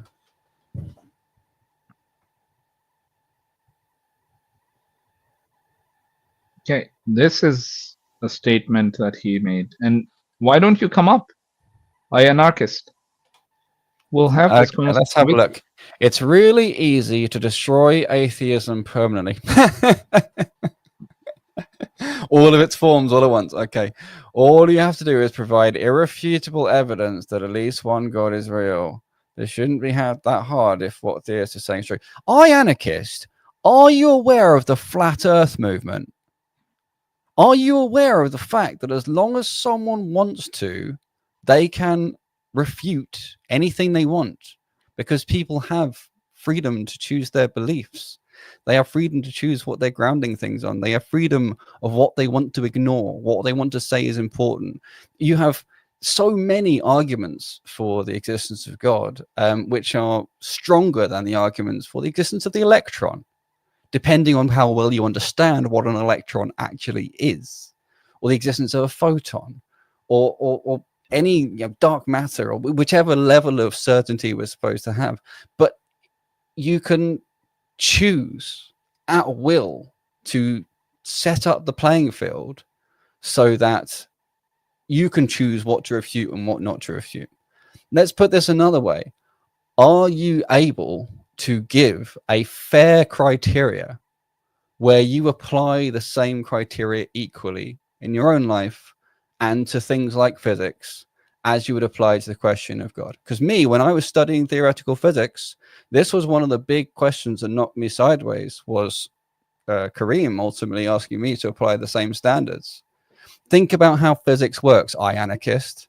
How much do you know about maths and physics? Tell me how you do any maths or physics without any axioms. Tell me how that works. You have Newton's 3 laws. You take those 3 axioms and then you see what follows and you see that it's consistent. Well, in Islam, we have one axiom, the Shahada. You take that, you see what follows and it's consistent. It's a much more powerful axiomatic system. Do you actually respect, know, and understand what the scientific method really is, how proof works, what math is? Come up and have a chat if you know. If you don't, be very careful what you're talking about, because that is not a smart comment. I really pray you can do better. Really. Yeah. Let's see.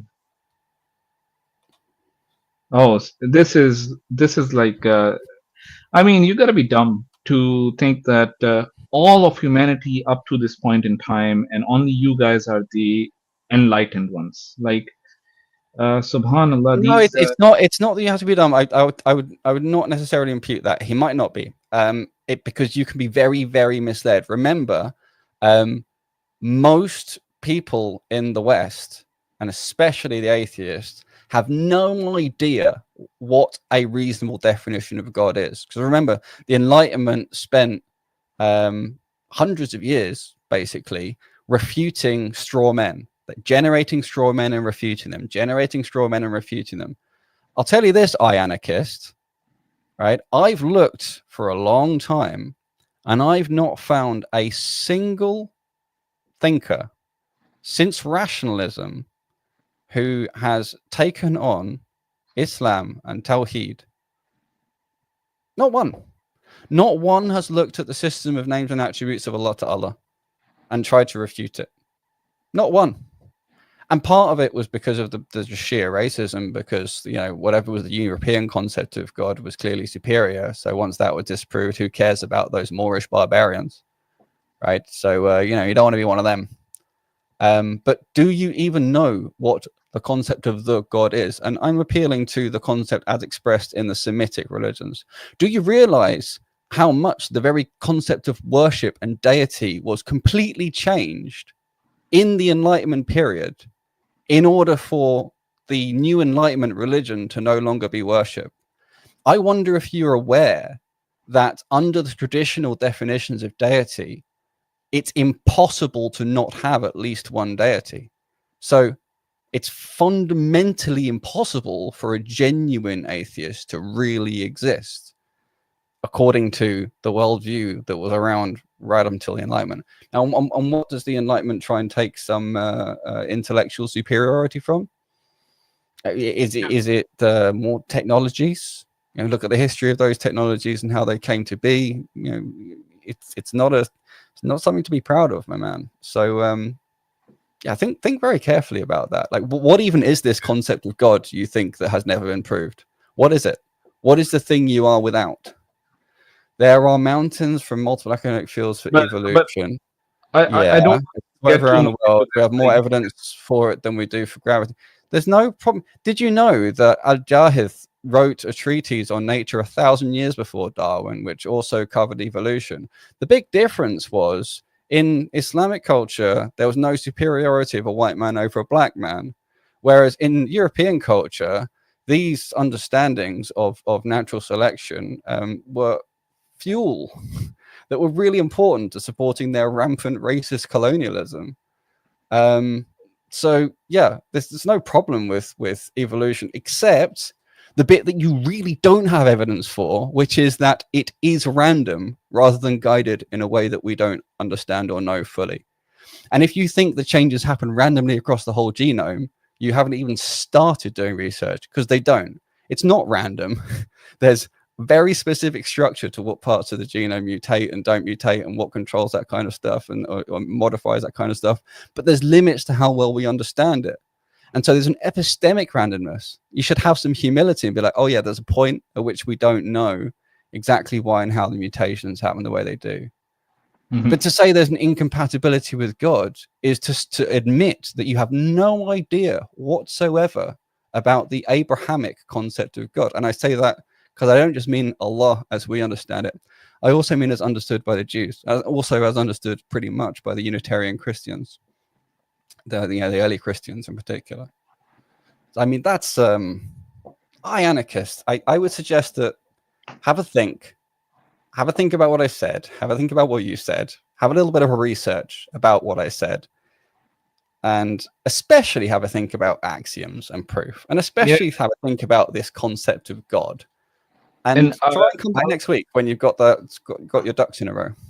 Yeah, I'll be honest. I would love for him to come up and prove to us the mountains of evidence that he's talking about. We can have a conversation. But he's talking about mountains of evidence for evolution, because remember, remember this thing we said about the virtual machines before. I mean, he's obviously got this sort of like a Christian virtual machine running, and he's just saying, oh, Islam's basically like that. I'm just going to chuck those programs in my Christian virtual machine and beat them with the same stick. It's the same, putting the same straw man on the same thing and beating them, and it's just not getting the same results. And it won't, because we have a totally different concept and understanding, epistemology and ontology, which is completely impervious to every single argument that has ever been laid down by anybody in the Enlightenment, at least that I've found in my multiple different sort of multi-volume sets on the Enlightenment. We've got here.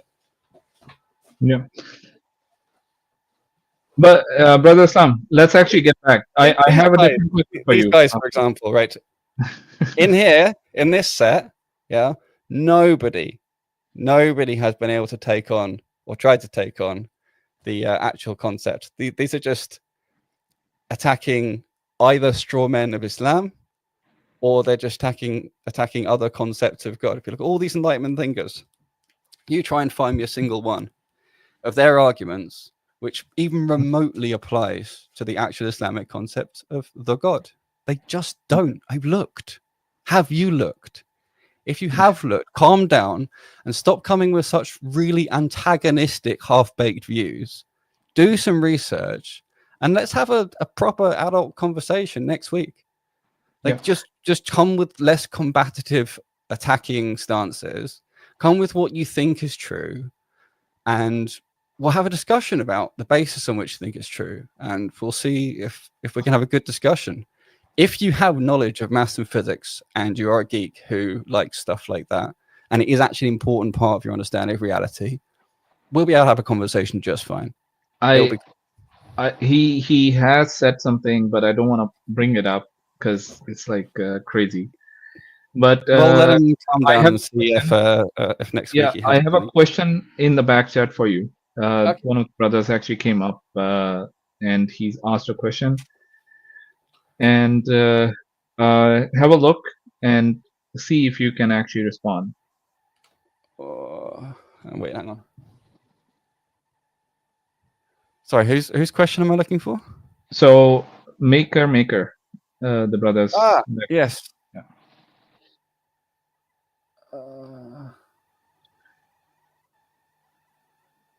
It's about the contingency. You know, I'm scrolling up. I don't see it. Hang on. Oh, let me copy paste the question.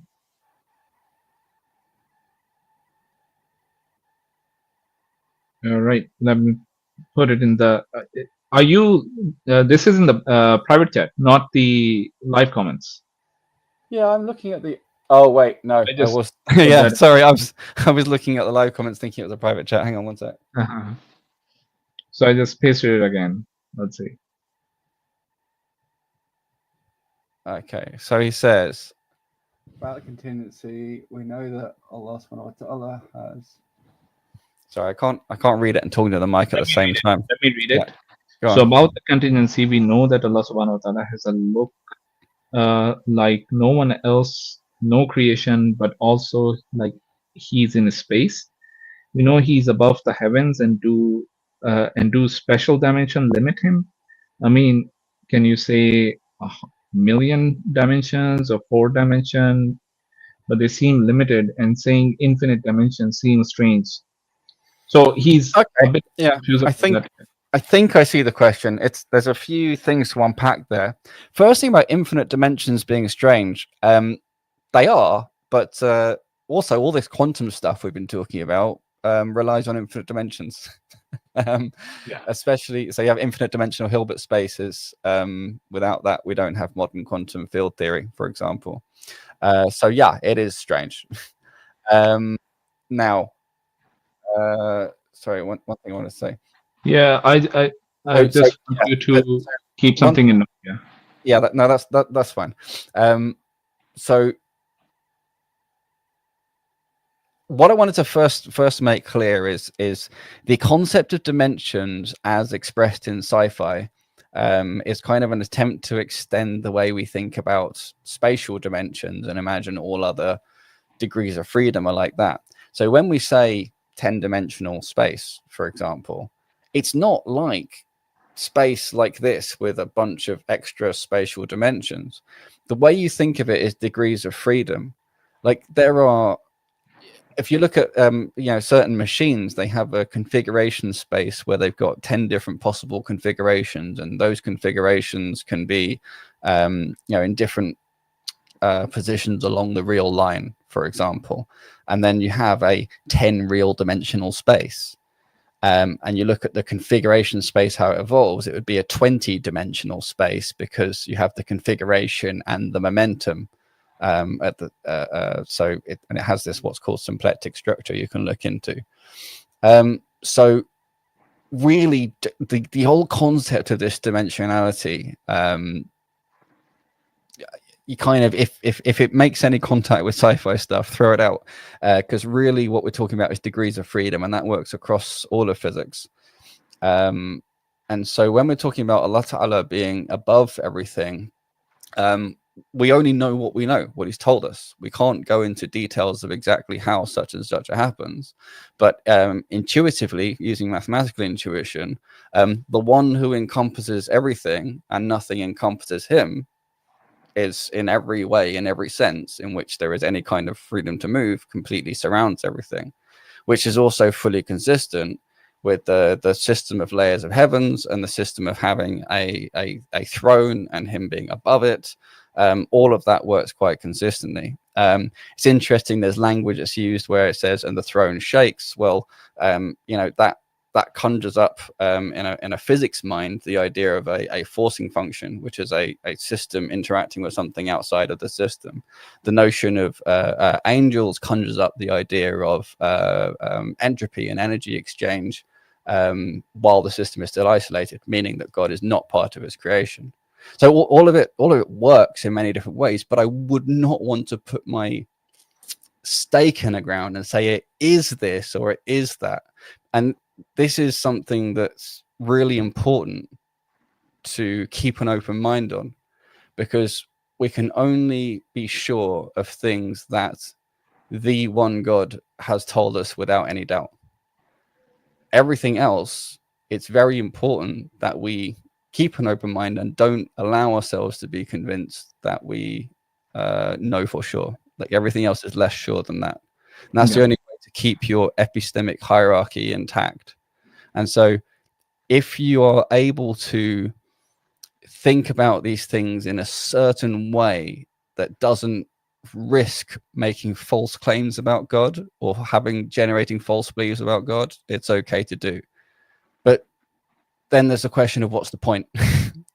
what's it doing? It's almost impossible. And that's usually a really good question, because, you know, I said this before on another stream.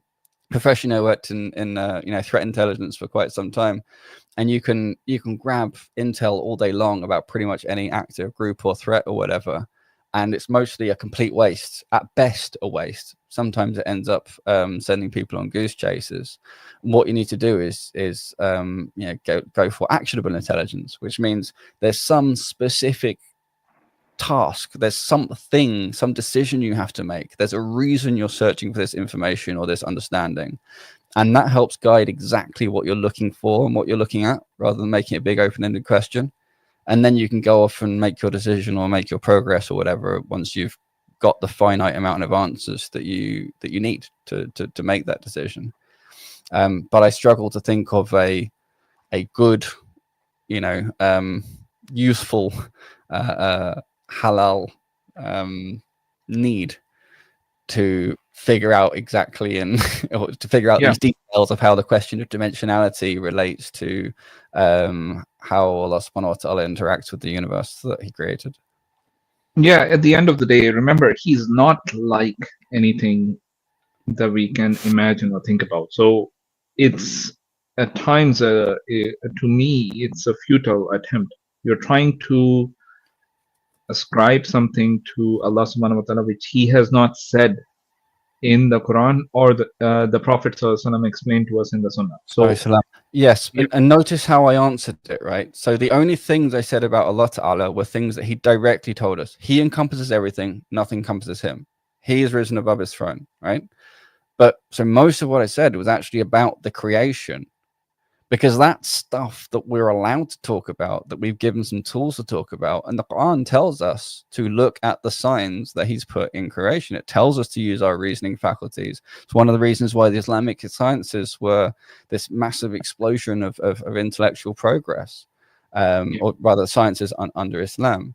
But be very careful that you can do science on the creation, but that the amount of arrogance that would be required to think you can study and understand God further than what he's told you from that would preclude you from proper understanding of Islam and God in the first place. Remember, Maker, one of the things you should remember is, even today, and even if we are advanced by 1 billion years, this society would still be questioning what is outside of the universe, because we're unable to escape where we are, right? So and is still creation. Okay. How are we actually jumping to a conclusion on what Allah is made of, or how many dimensions he's in, or if he's in space, if he's in all of these type of things, right? So this is where a bit of humility comes in, right? And we need to be epistemologically sure. But I mean, actually, his last comment, he's exactly already there with the humility, almost too far in self-deprecation. but it's a very interesting point he makes, because he's struggling to think of things other than having space or being in some kind of space. And this has actually been a big problem for people developing mathematical intuition about higher dimensional manifolds and so on, because, you know, for a long time people do think about them as embedded in some other what's called embedding space, and they think of it as some kind of extension of space as we understand it. But, you know, intuitively they're the natural three-dimensional one, and they think, well, add another dimension. But it doesn't work like that at all. Like in normal space, you know, every rotation axis has an associated rotation plane. There's a one-to-one relationship between those. In 4 dimensions and above, that just doesn't work. There's a whole load of other things that are completely different. And so it's any kind of space other than 3-dimensional space is so different a kind of space that it shouldn't be called space in any layman's sense. Mathematically, it's called a space because everything's called a space. You know, you can have the space of possible configurations of a Rubik's cube. You can have just endless different kind of, you know, a space of sets of subsets of things, or you know, space of points that are totally disconnected from one another. It doesn't have any relationship with this concept of space that we're used to, as in space and time. And anything other than the specific, what's called a manifold, with the specific symmetries that our arms and legs actually move in, the space of proprioception, it's just very, very different. It has what's called a different topology. There's different kinds of operations are possible in there. It's different in every sense. And Allah Ta'ala's unlimited, as opposed to us being limited and finite. So, yeah, these kind of learnings and understandings we can apply to his creation within the bounds of humility and within the bounds that's been prescribed to us, but we can't apply them to Allah. Yeah.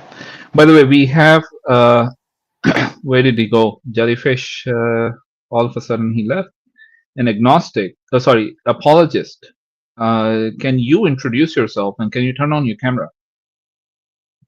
Because if all right. While you're doing that, I need to get some water. Inshallah. Sure. Go get your water. I'm bringing you up. If you can turn off your camera if you want to. Apologist. If you're okay with keeping the camera on, just give me a thumbs up and I'll bring you up. All right. Apologist, how are you doing? Good, how are you? Doing okay. So are you familiar with our stream and what we do here? I just found it today. So I guess I was really just listening, trying to figure out like really a good understanding of your guys' position. Okay. And before we actually get into that, can you just identify what your own position is?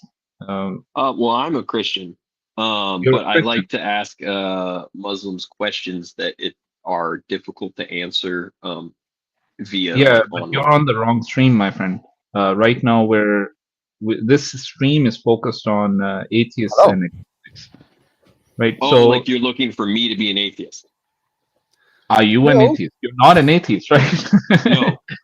No. We So don't want anyone to be an atheist. Yeah. So he's a Christian apologist. Where did he go? Jellyfish just came up, but this stream is specifically for atheists and agnostic, and we have conversations on those topics specifically. Got it. I heard you guys talking about the Quran, so I thought it was more. No, so we'll have our streams on Fridays. Fridays are specifically for Christians. Come join us on the Friday stream. Where are you based? Just if you don't mind me asking. Pacific Northwest, United States. Oh, US. So our streams on Fridays are around 8:30. Got it. Right. And come up. We basically pose challenges specifically for Christians. You can come up with your own challenge as well, as long as you're willing to respond to the challenges we pose on those days. And we can have a debate or a discussion, depending on what it is. Okay, Yeah, so right now there's you're a slightly more free-form Sunday stream as well. You might find more. Oh appropriate. yes, that's true. So Got it. if it's not something, if you want a more open topic, we have a stream on Sundays as well. All right. So the questions today are only from an atheist agnostic perspective. Exactly. Yeah, I mean, exactly. if you wanted to discuss something about atheist / agnostic, like if you had some challenges with some arguments they bring to you, and you think there's some common ground, and I can help you with that, we can do that. But there's no point, like us talking about our belief systems compared to one another, if that makes sense. Yeah, because we're holding both a theistic position, and exactly. Yeah, makes sense. All right. Thank you so nice much. having you here. We'll see you hopefully on Friday or Sunday. All right. Thank you so much. Have a nice day. You too. God bless. All right. Jellyfish, you came up and then you left, and then you came up and then you left again. Oh, what kind of jellyfish? Is this a Turritopsis dorfi? He's an atheistic agnostic jellyfish. That's what he said. Atheistic agnostic. Yeah. So it will be. I like the Turritopsis ones because they're the ones that are biologically immortal. Have you heard of them? Pretty much, yes. I've heard that they can regenerate pretty much from they go back to baby stage and just oscillate between baby and adult. Yeah. Maybe the proof of the eternal oscillating universe. Well, it was that oscillation that made me ask if that jellyfish was if this atheist jellyfish was that type of jellyfish, because he's I don't know. Between being present and not present. We would love to have that conversation with you if you can jump back on. But I know it's a long discussion that we had, and we got to get back to Ian because we've not done him justice on his presentation, because he does, as you can see, this is where he starts talking about his arguments and putting it in syllogism, right? And okay, yeah, let's let him lay some stuff out then. And I haven't really seen much of this video, so I mean, you can play as long as you think until he's laid out his argument. Right. But necessary for them to exist. Like, you're already assuming. Sorry, what were you saying? Oh, no, Jellyfish is back. Oh. So Jellyfish, are you okay with the camera on? Give me a thumbs up. I cannot hear you, but okay. You don't have to have the camera on if you've verified yourself. All right. Yeah, can you hear me? Yes, we can hear you. All right.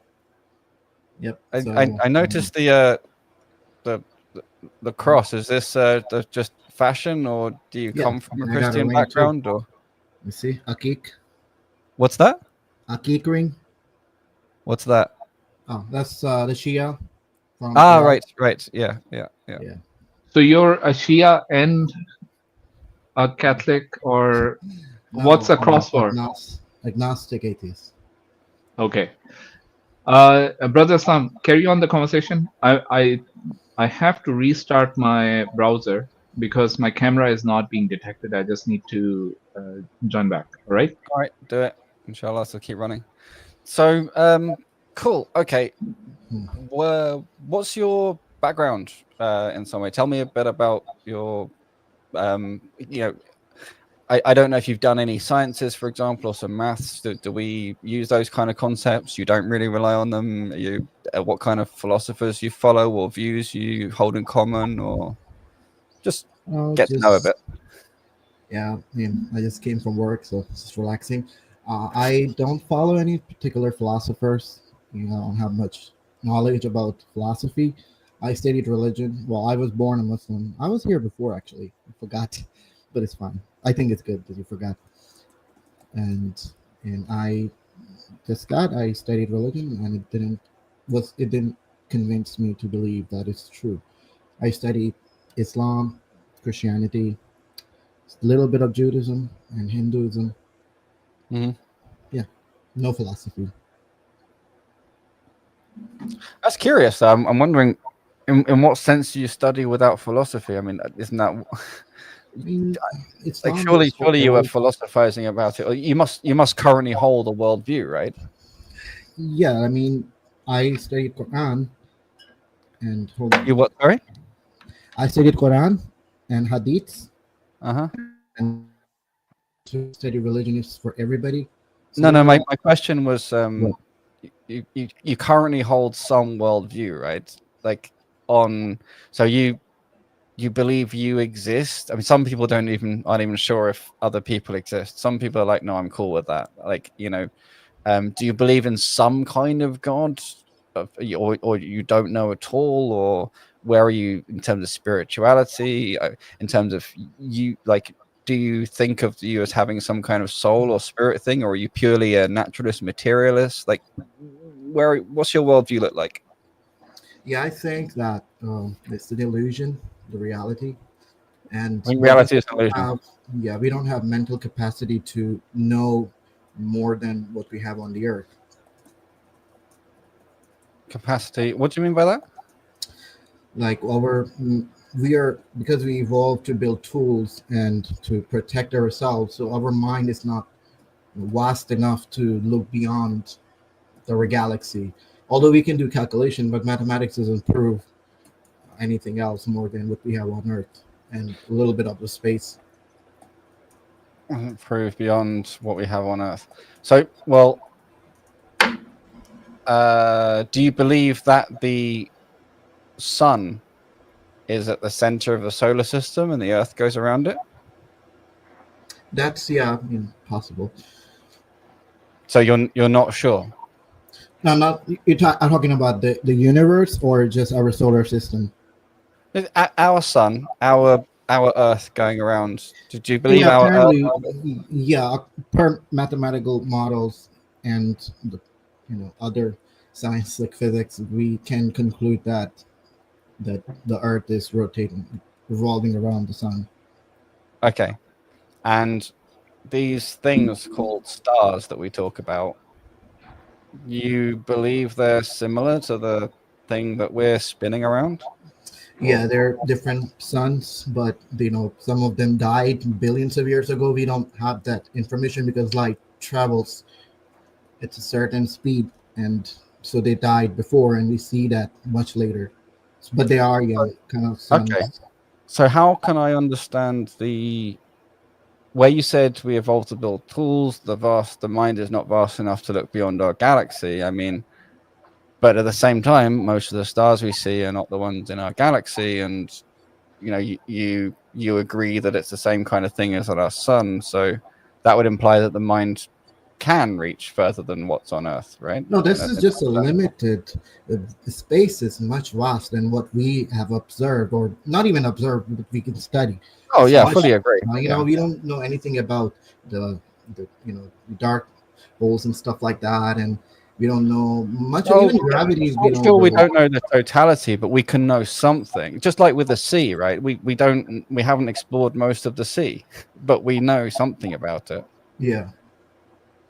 So, I mean, so this is the thing when we make this comment about mind not vast enough to look beyond our galaxy, but I mean, the mind's not even gone far enough into the sea either, right? On this Earth. So when you're talking about limitations to Earth, we can make predictions, but we don't know for exact. Like we can kind of guess, and for example, when you're studying physics, you gotta keep certain variables to exact values to make a calculation, but it's not always like this, just to demonstrate and understand the world around us, but it's not accurate. It's not right. But I mean, the reason I raised the deep sea example is because I mean, if you wouldn't expect there to be complex life hanging around a subsea thermal sulfur vent where there's just nasty chemicals, methane and sulfur, and so if you were to predict, you wouldn't expect there to be complex life there. It turns out that if you go and look, then there's these cool little spiders that have found a way to culture bacteria on their back, and the bacteria eats the methane and stuff from the vents, and then it's sort of harvested on farms. So there's a complex ecosystem going on down there in these weird little isolated pockets. You wouldn't have expected or predicted that, but we can. Why wouldn't you? No, you wouldn't have expected anything other than there to be the microbes down there, because normally only microbial life. I can hear you. Oh, normally only microbial life can process like extremophiles, yeah. So they wouldn't have expected there to be these spiders, because normally spiders, it's to do with the kind of things they can metabolize. And indeed, these spiders cannot metabolize what's from the vents, but no one thought of, maybe it's growing bacteria on itself and harvesting them to eat it. So this is kind of what I'm saying is, on the one hand, like, bacteria and spiders, pretty well known. No one predicted these things to exist. When they were there, it was like, wow, that's cool. That's a really interesting surprise, right? Yeah. And that's even just in our own ocean, let alone out there in space. Yeah. So I guess what I'm saying is, on the one hand, it's basically, it doesn't work with me to say the mind isn't vast enough or whatever to know about the galaxy, because it's like, we can know some things, like you agreed, there's balls of gas burning out there just like our sun here, but we can't know everything. But we can't know everything about the deep sea. We can't even really know everything about, like, a lump of mud that we picked up from our shoe. I mean, anywhere, anything you look at, there's always limits to the detail we can exactly read. We can only see what our mind what our technology can allow.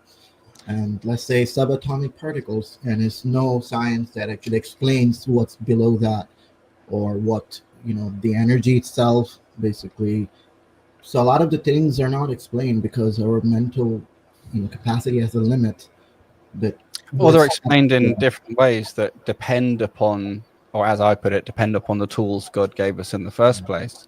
But so I wanted to just understand then this comment.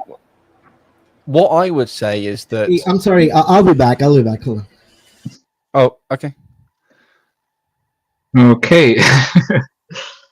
Well, I hope he's back soon. Just to put so you can remind me when he comes back. What I was about to say is what he's defining as reality is an illusion, I would say is a perspective. And I say we each have perspectives on reality, and that's what I wanted to ask him. Yeah, and like, if reality is an illusion, would he allow me to take a few of my friends, go to his house and just beat him up because it's just an illusion, right? Well, no, because I mean, even if it's an illusion, you wouldn't like your illusion to be something you don't want it to be. You want your illusion to be a nice illusion. Why does it matter? It's just an illusion at the end of the day, right? Yeah, but if some people, let's say you go to an immersive cinema. Some people hate horror movies.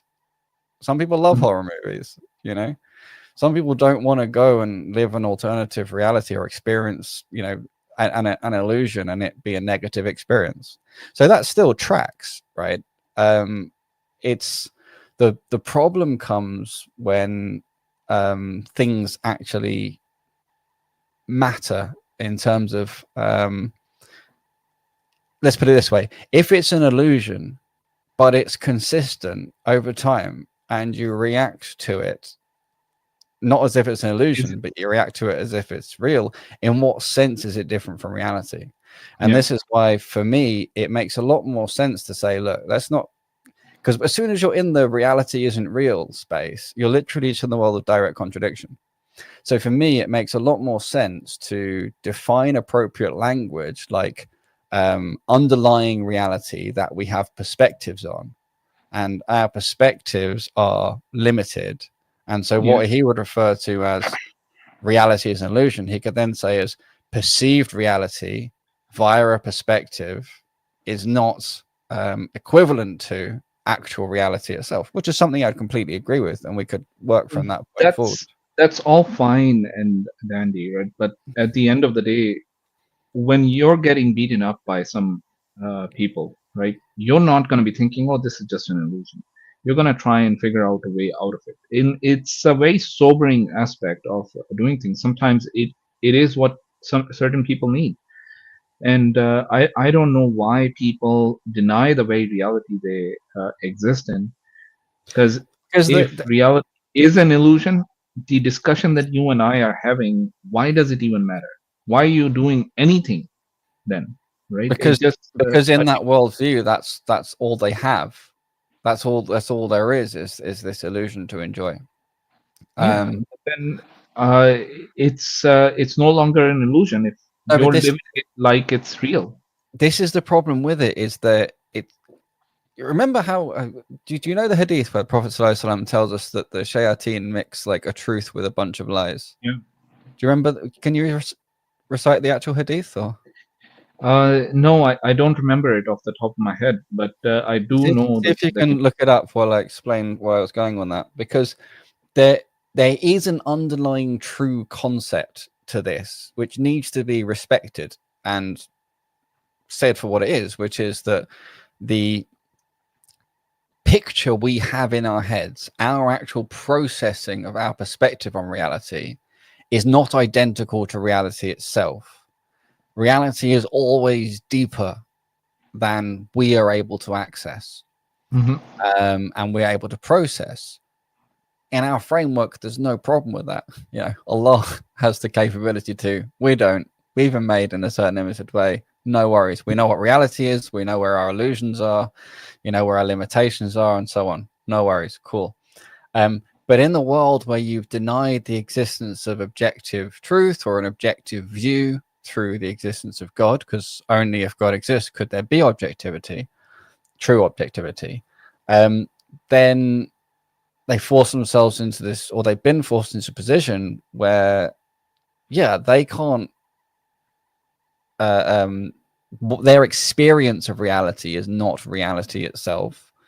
And so for them, you may as well call it an illusion. But I think that's very dangerous, because there is a good reason to have this word illusion as distinct from your best ability to understand reality. You know, there's like illusions for magic tricks, for example, like, or an illusion when someone puts a virtual reality headset on you, or an illusion that you get when you get put in a deprivation tank and tortured and your brain starts hallucinating. Like, that is different from the inability of the mind to perfectly map reality in every exquisite level of detail and so on. And so I think it makes sense to distinguish those and just simplify the whole thing and say, look, it's not, don't start from a contradiction and throw reason out the window and say reality is an illusion, because then you can't reason anymore. Because reality and illusion are supposed to be two mutually exclusive things. Better to say reality is not our perspective. Good.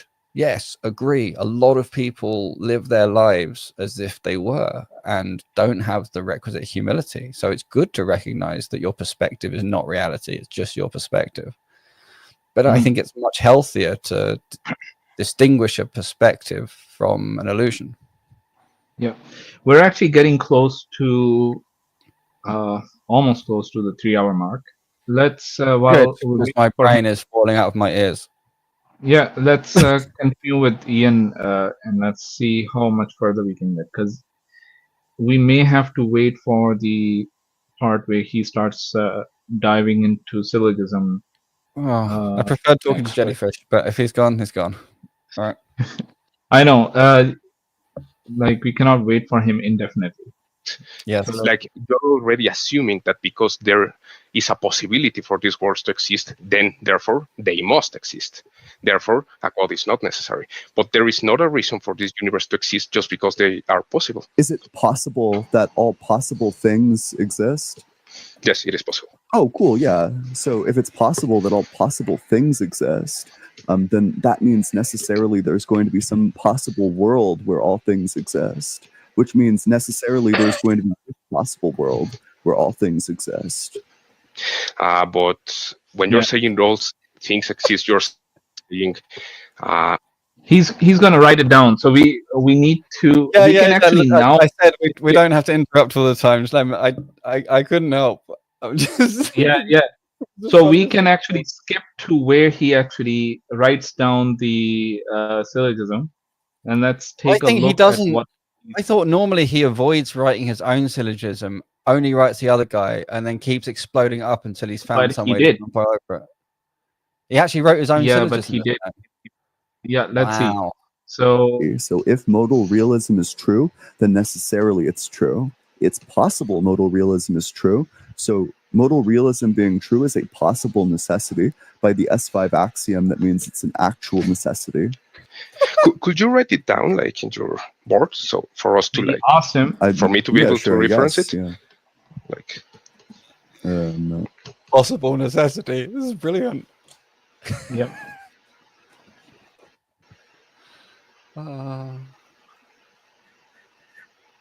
Okay, so we got if modal realism is true, then it is true necessarily. If it is possible, modal realism is true. Thus, wait, what did he say? Modal realism is possibly necessarily true. Or wait, I'll actually make this 3.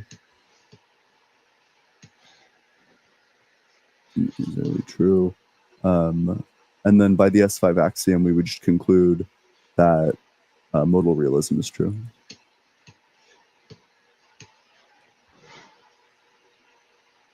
Does he ever explain why he takes the S5 axiom? No, this will come up. Let's see, because these two keep going back and forth on this, and the argument evolves. It sort of turns into a Frankenstein, but let's take a look at how it started. Right. So, are you able to read it? Do you want me to read it out? I can't written down. Is there a way to clip the video it's so really we're not fine. Like? Is there a way to clip the video so we can only see the bit that? Cause it's just a bit silly to have most of the space. Let me see. Let me see. Let me see if this works. No, I cannot. And let me see. Oh, I wonder, like an OBS Studio or something, you can select a particular rectangle. Or... Oh, that's better. Yeah, I don't have all of those fancy ones. Let's see if I remove this. Yeah, is this better? That is much better, yeah. Okay, let's see. This helps. I don't think it would get better than this, what I have right now. But yeah, if modal realism is true, then it is true necessarily. It is possible that modal realism is true. Modal realism is possibly necessarily true. Modal realism is true. This is what he's written so far. Now you can insert anything you like in there. So basically, that's what it amounts to is, you know, it's the diamond operator and the square operator. Remember, everything sounds less magical and enchanting, and when you think of it just as those operators. So it's possible that something's necessarily true. Just means it's possible to make a definition of P, whatever P is, such that P always holds. There's a reason you have possibly and possibly necessary is distinct from necessary, because obviously otherwise if everything that's possibly necessary just becomes necessary, then everything I could imagine is necessarily true. Mm-hmm. With it, there's nothing stopping any of it. The S5 he conjures, it's, you know, I had this expression, Confucius say don't use cannon to kill mosquito. You know, you're pulling out this tool that's supposed to be for it's supposed to be really for meta theories about logic rather than about establishing your particular example using a logical derivation the way he's using it. Mm-hmm. for him to just say, and I invoke S5 and therefore I prove it's true, it's just maybe that's like, the only one that can invoke. If you follow this, then just think about it. If you think this makes sense, think about the fact that you could substitute anything else you like in there whatsoever. Anything you want to say is necessarily true.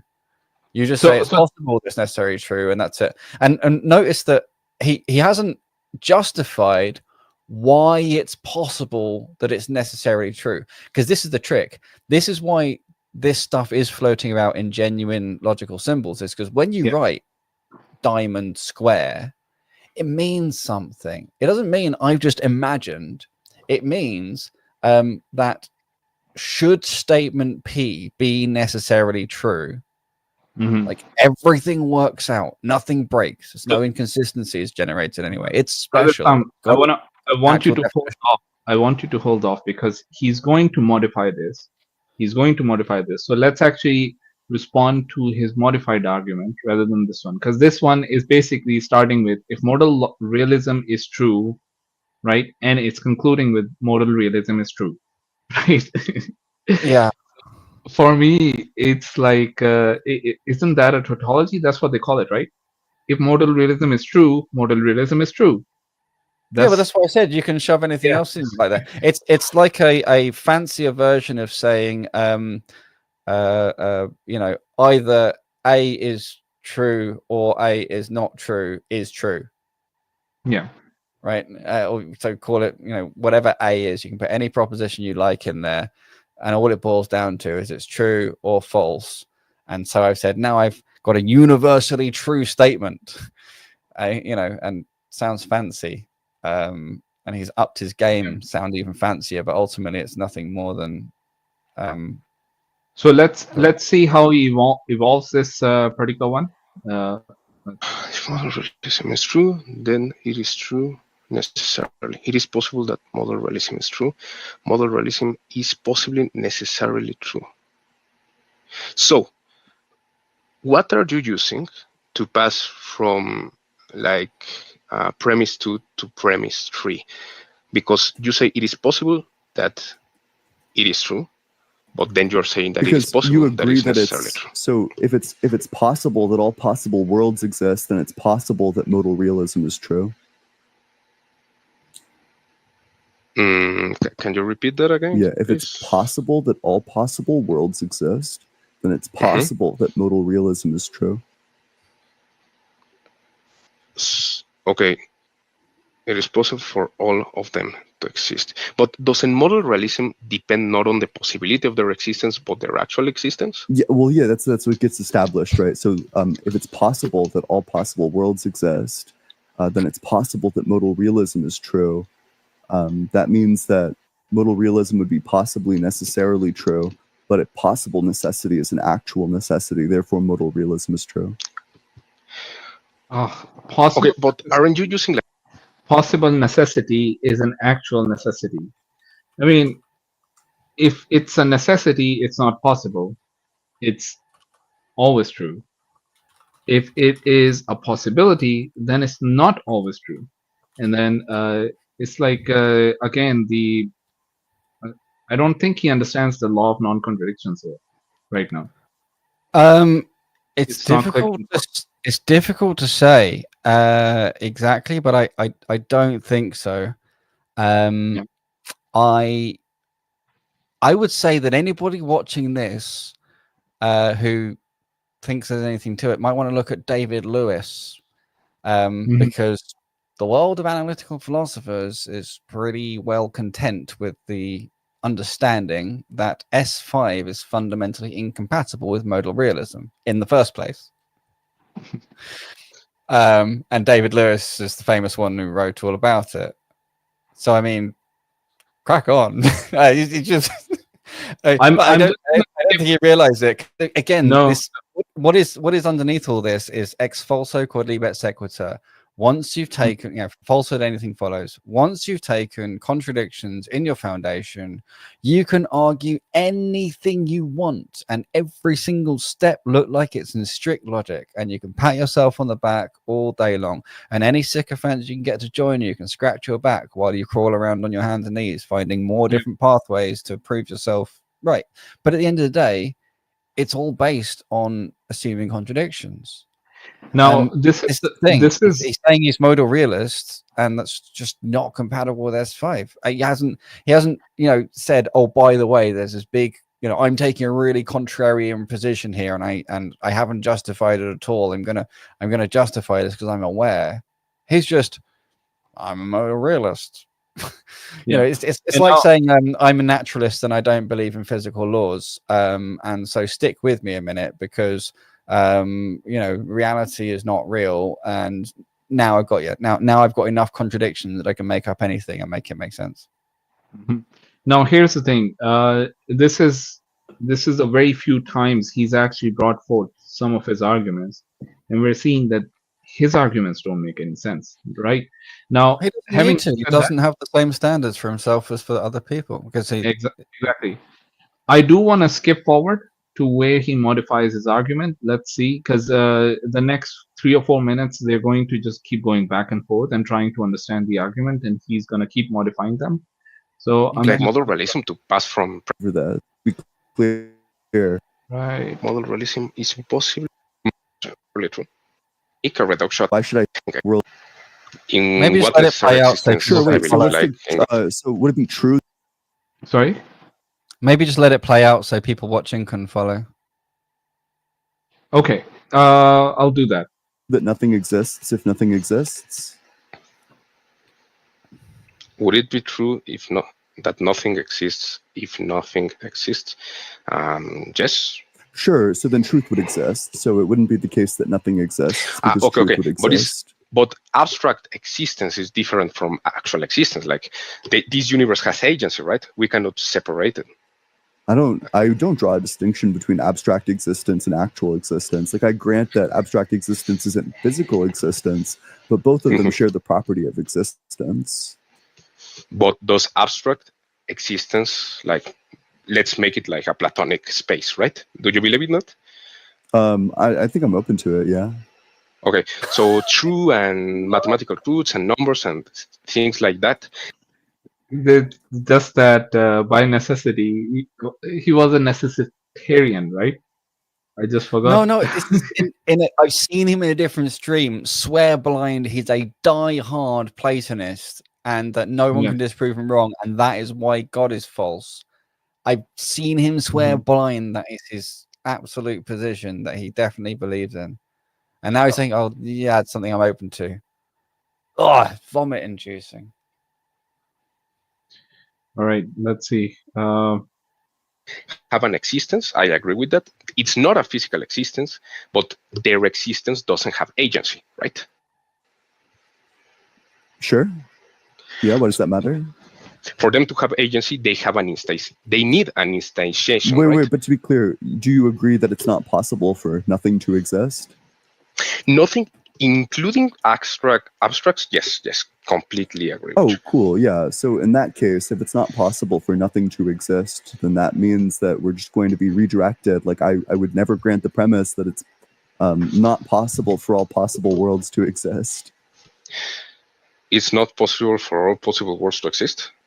Yeah, that's going to be the negation of modal realism, is that it's not possible for all possible worlds to exist. Oh, and I obviously don't grant that. In fact, I think that that's a direct contradiction. Yes, so maybe Can you explain what he's just saying here? Because I didn't catch that, what the contradiction is. I would need to go through it again to make sure I'm not misrepresenting him. My understanding is what my understanding of the argument. Okay, go through it again then. All right. Abstracts, yes, completely agree. Oh, cool, yeah. So in that case, if it's not possible for nothing to exist, then that means that we're just going to be redirected. Like I would never grant the premise that it's not possible for all possible worlds to exist. It's not possible for all possible worlds to exist? Yeah, that's going to be the negation of modal realism, is that it's not possible for all possible worlds to exist. And I obviously don't grant that. In fact, I think that that's a direct contradiction. Yes. So maybe the problem was that I was not including, like, in the possible worlds, all the abstracts, like true and numbers and things like that. Problem. Why? because it's still going to be the case that it's possible for all possible worlds to exist. Okay, I didn't explain this because I didn't know you were going to talk about like true and logic and things like that. No, it is. It's actually slightly worse. I gave him a little bit too much credit, but yeah. Basically, what he does is, in the beginning, he forced the guy to conflate abstract existence with actual existence, and that's the thing. That's ultimately what it boils down to. So, to give an example, I could have a car outside, which is a Ferrari. I could have a Skoda. I could have a Mitsubishi, whatever. I'm not very good with car names. I could have a bunch of different cars outside. They're all different possibilities. And so in a sense of logic, when you're using the logical system, you could say there exists the possibility that Islam has a fancy car. There exists a possibility that Islam has a rust bucket, right? And so that's a sense in which he's saying exists. And then he's also trying to treat it as if that is as good, is the same as actually exists, which is Islam has something marginally better than a rust bucket, right? And so I hope people can see how disingenuous it is to say, an abstract possibility that something could exist is identical to something actually existing. And the idea is saying that, well, one possible world is just one of the many parallel worlds that's happening. It comes back to this many worlds interpretation of quantum mechanics, which, by the way, has recently been tested and basically fallen apart, which is an interesting shocker. But anyway, forget that. But that's something else. No, don't forget it. That's something else we can look at. Actually, we can go through that because a lot of people misuse worlds. He's going to start putting more syllogism up there, and we'll see. Right, but the main thing here is what this fundamentally relies on is saying there's no difference between the abstract sense of existence of something, meaning it's possible for something to exist, from it actually existing. Yeah. And that's a big boo-boo. And so what he comes down to is saying, I wrote notes here. He said it's not that he would not grant that it's not possible for all possible worlds to exist, meaning he thinks it's possible for all possible worlds to exist, which is basically breaking the fundamentals of what the modal logic is all about in the first place. The modal logic is supposed to be about, okay, we've got our actual worlds, and then what are the possible deviations? What could it have been some other way? And he's saying they're all just as real. Who cares? They're all just as real. And it's just basically a technique to gaslight, to convert anything you can construct into being just as valid as something that can actually be validated. Let's see. He's actually going to list down his syllogism for this one. So let's have a look at how he puts it. That have like an abstract existence, but when I am denying the existence of those possible worlds, I am specifically talking about the possible worlds with agency. What I mean with this is the possible worlds that are instantiations of the abstract.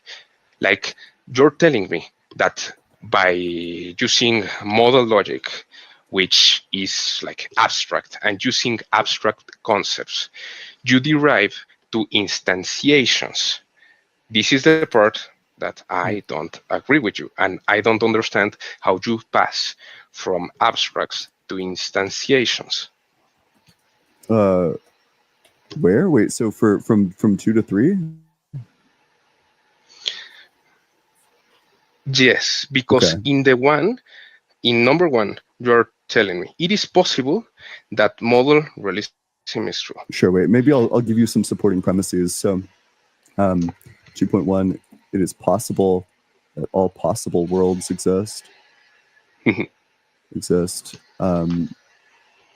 it's possible that all possible worlds exist, then it is possible that modal realism is true. Do you disagree with this? It is possible that all possible worlds exist. If it is possible that all possible worlds exist, then it is possible that modal realism is true. Okay, but maybe where I don't agree. Which premise do you reject? It's going to be one or two. It is possible that all possible worlds exist, but only if there is something that could cause them. Like, for example, returning so to the premise.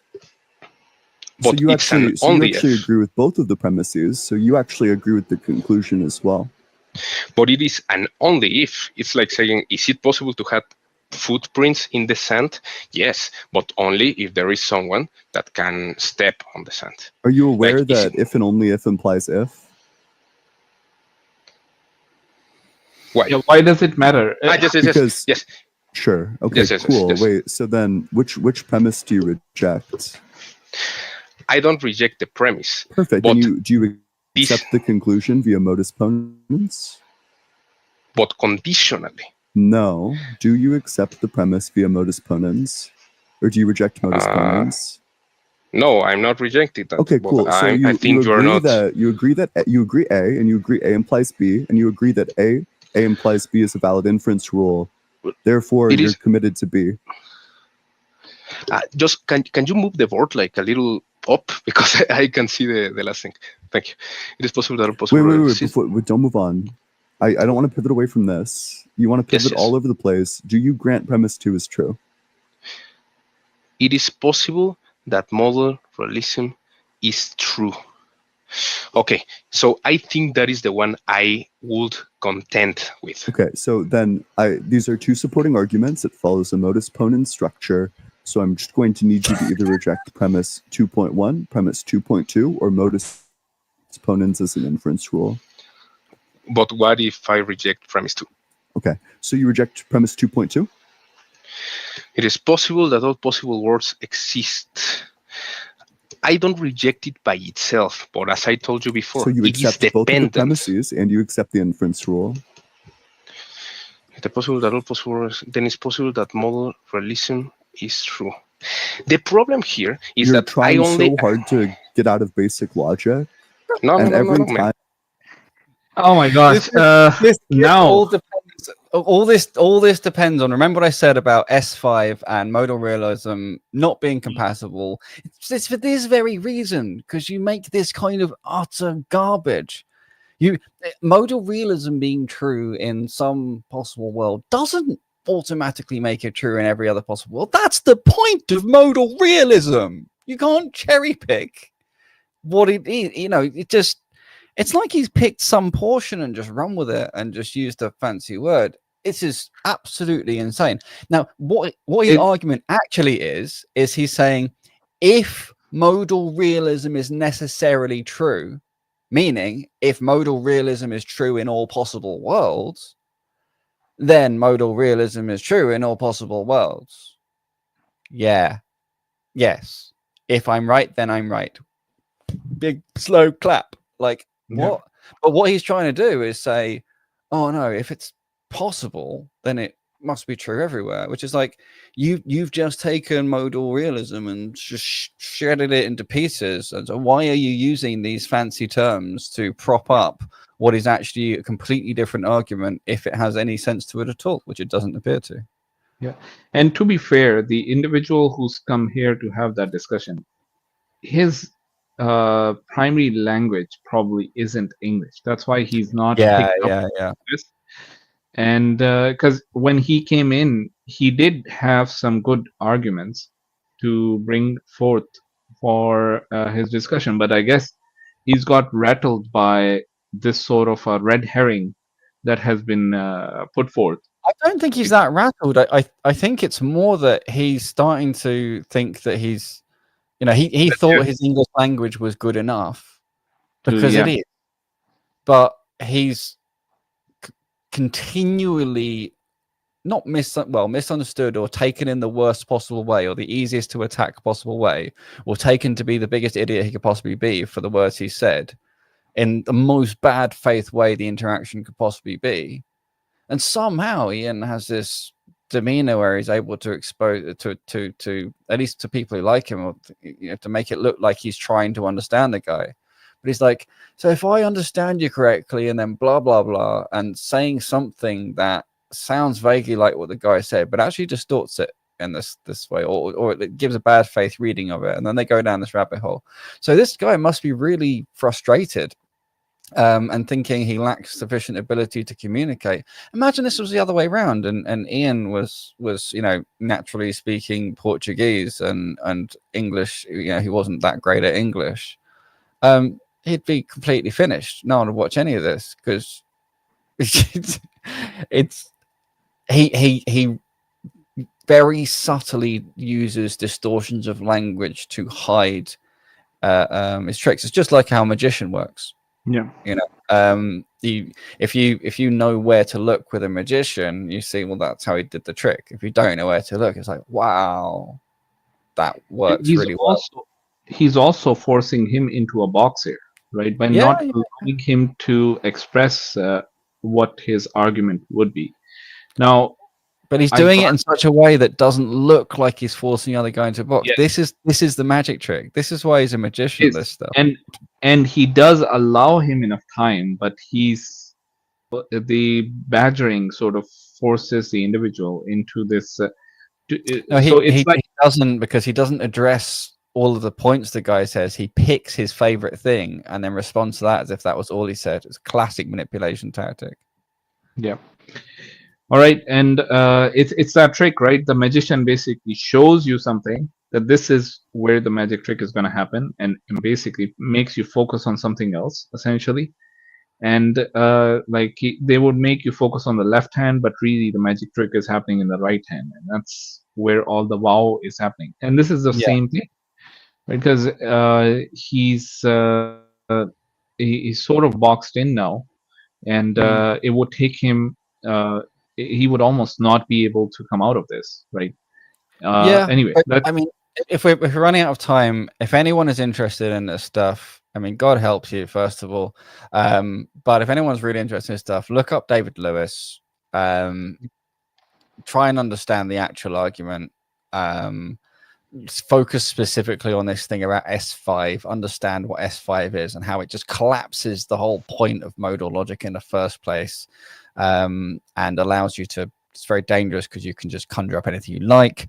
And look at the fact that modal realism, according to it, can be true in one possible world and not true in another possible world. And that's the point, because the worlds have different ontologies. So the only way this sneaky Ian's argument possibly works is if he is simply kufaring the fact that he's actually saying if modal realism is necessarily true, then modal realism is necessarily true. And that's it. That's all he's really got. Yeah. By the way, I'm just going to see if I can put up a poll.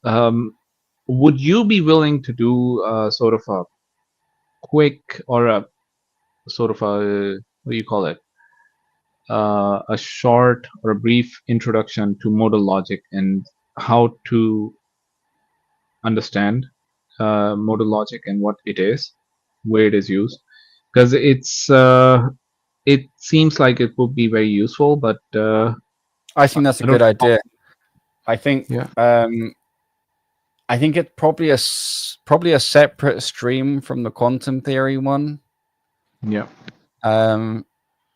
Let's go back to maybe I'll try and put together a presentation, inshallah. Which do you think is the priority? The wave function stuff and the many worlds and all that kind of stuff, or you think it's the modal logic? That's what I'm putting the poll for, right? Let's actually which do you think is the priority? Which do you think's the one to focus on first? Yeah, let's see what our audiences want. Oh, I see. You're polling the audience. I get you. You see how slow my head is. My head is currently very slow and tired, but it can still deal with this Ian nonsense. It just can't deal with asking the audience for a poll. Okay, so modal logic, wave theory, wave theory / quantum. What is it? Quantum. What should I call? Let me point out to. Yeah, just say modal logic, and the other one wave function. Wave function. Any other topic that you guys want? And really, whichever one is done, the other one can follow quite neatly anyway. Yeah, it's just a matter of ordering. I'll probably need a couple of weeks in between them because I'm really busy. Yeah, because the thing is, the many worlds interpretation, which is what most people want to jump down, is kind of this possible worlds thing anyway. In some sense, it's a restriction on the idea of possible worlds, and one sort of leads to the other in interesting ways, or they at least relate to each other in interesting ways. So okay, so the poll is up. I'm let me know if you guys can all see the poll, right? And okay, we've got some people who are modal logic mostly so far. 6 votes. If you can get up to 50 votes, that would be great. And 50 votes. Yeah, we've got 56 people. Okay, yeah. Yeah. 25 votes is pretty ambitious still, but okay. Oh no, we've got 50 people. Let's see how many can put a vote up there. Let's continue with this for the next. I have 15 more minutes. We can go ahead, and then after that we'll stop. All right. Let's see where 15 minutes. We've hit our timer now, haven't we? Yes, we have. That's 15 minutes. I have to leave. I've just got confirmation. All right, so okay. Let's give just a little bit of time for the poll to continue, Yeah. and then I really need to crash out. Exactly. Time you try to like wriggle out of this, it's just going to make you look worse and worse. Like I'm losing my patience. Like hearing you try to get out of this like basic implication. You accept both of the premises. You accept the inference rule. If it's a valid inference rule and both the premises are true, that means the conclusion is true as well. Do you accept that? But you're not talking about how I rejected the premise too. Do you accept that? I accept that. Okay. Oh. Cool. Wait, and you accept both the premises and you accept. Sorry. Okay. Do you want to say something about his gaslighting and why it's like this would completely?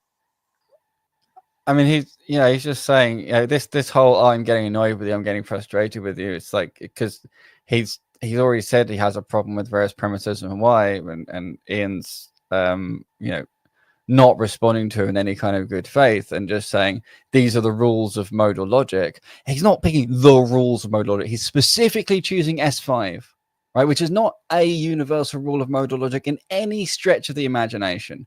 S5 is known by the main guy of modal logic, David Lewis, to be incompatible with modal logic. So it's already a contradiction to suppose it. Right. And then this guy is saying, well, modal logic is trying to argue modal logic is true in some worlds, so it's true in all possible worlds. And he's conflating the possibility of something being true as being just as real as the actual world we actually live in being actually true. Right. Which is, all of this stuff together is just so toxic. And so for him to pretend that all of this self-contradicting, convenient assumptions is just the laws of modal logic, and if you don't follow it, I'm losing my patience with you, and I've tried to be so patient. What a gaslighting, toxic piece of garbage. At that point, when someone's willing to do that, and the thing is if this guy doesn't know what he's doing, then his arrogance indicts him. If he does know what he's doing, then the manipulativeness indicts him. Either way, it's unconscionable the number of followers he has doing this. If anything, it shows the sorry state of our education system. Assalamu alaikum wa rahmatullahi wa barakatuh, brother SMK. Alaikum assalam wa rahmatullahi wa barakatuh. Alhamdulillah, alhamdulillah. You're my brother? Oh, well. Alhamdulillah. You know, I just wanted to come on and I wanted to congratulate Brother Islam that without having a single caller, he now knows what it's like to talk to a Hindu. I've spoken to Hindu callers before. No. On Baba stream. Faisal Bhai, did you see yesterday's stream, the one we did in Urdu? I'll be honest, no. I was out all day yesterday, so I didn't get the opportunity to see that one. But did you see the stream where they were talking about on Dots Connected, where they were talking about superheroes for like an hour? And I said, well, and then was most Muslims giving a live reenactment of how Hinduism was born. And Jack Sparrow spawned onto the stage. No, but more importantly, can I have your jacket?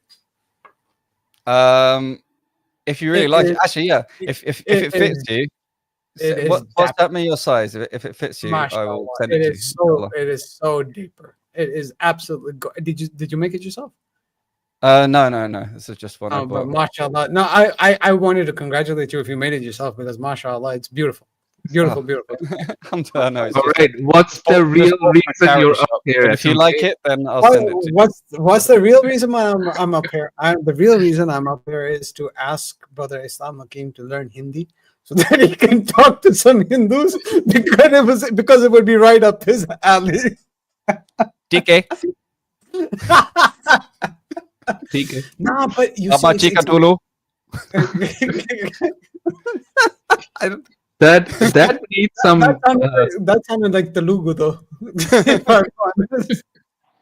Kuchi hota hai.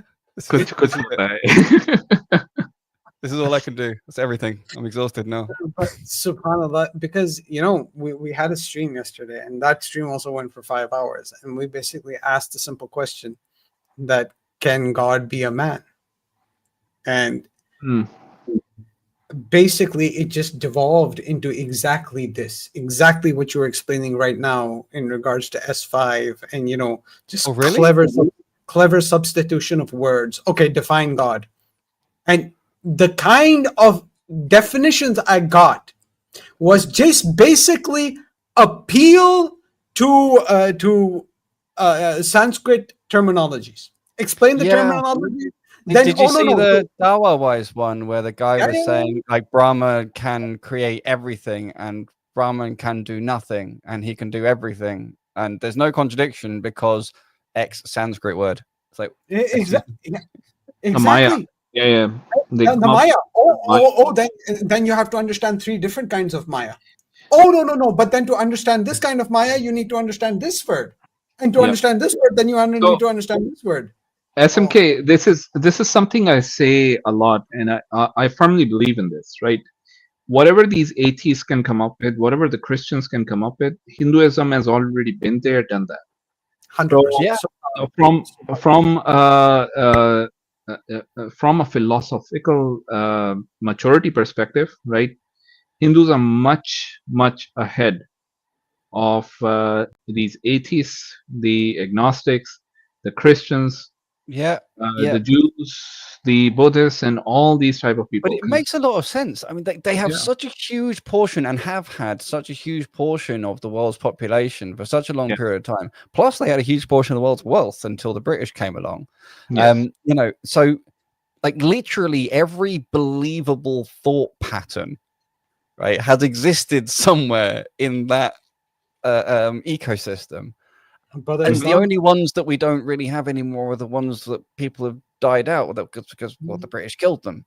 But so pretty much everything is there somewhere, and so you can look at it and say most things are rebranded versions of it.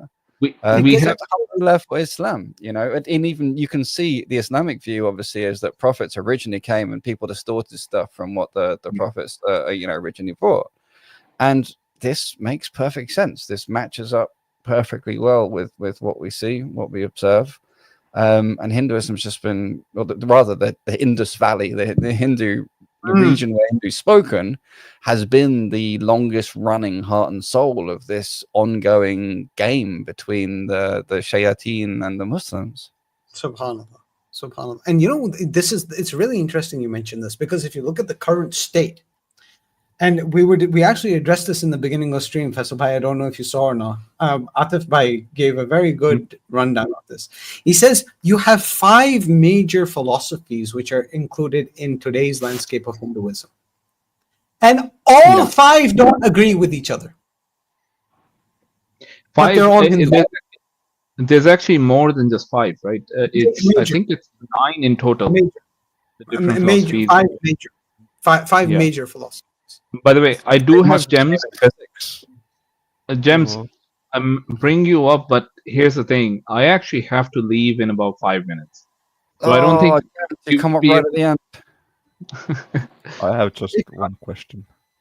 If Brother Islam wants to speak, I'm happy to jump on and I can end. It's okay. I recognize Gems. He's come on a few times before. Yeah. And I know that it's very late for Brother Islam as well. So we sort of have understanding. If you want. Because SMK does have access to the back chat. If you want to continue, you can with him, and you can end the stream. If you want. Let's just let Gems ask the one question. It might be not too complicated. Okay. I think it was interesting because I haven't heard about the experiment that dismantles the many worlds interpretation. So where I can find that experiment? Yeah, hang on. Let me dismantles many worlds interpretation. I'm pretty sure actually Sabine Hossenfelder did a... Oh yeah, she did. So Sabine Hossenfelder did a video on it a week ago. This experiment just ruled out many worlds theory. And the paper's authors were I mean, basically it was a normal tabletop sort of photon experiment.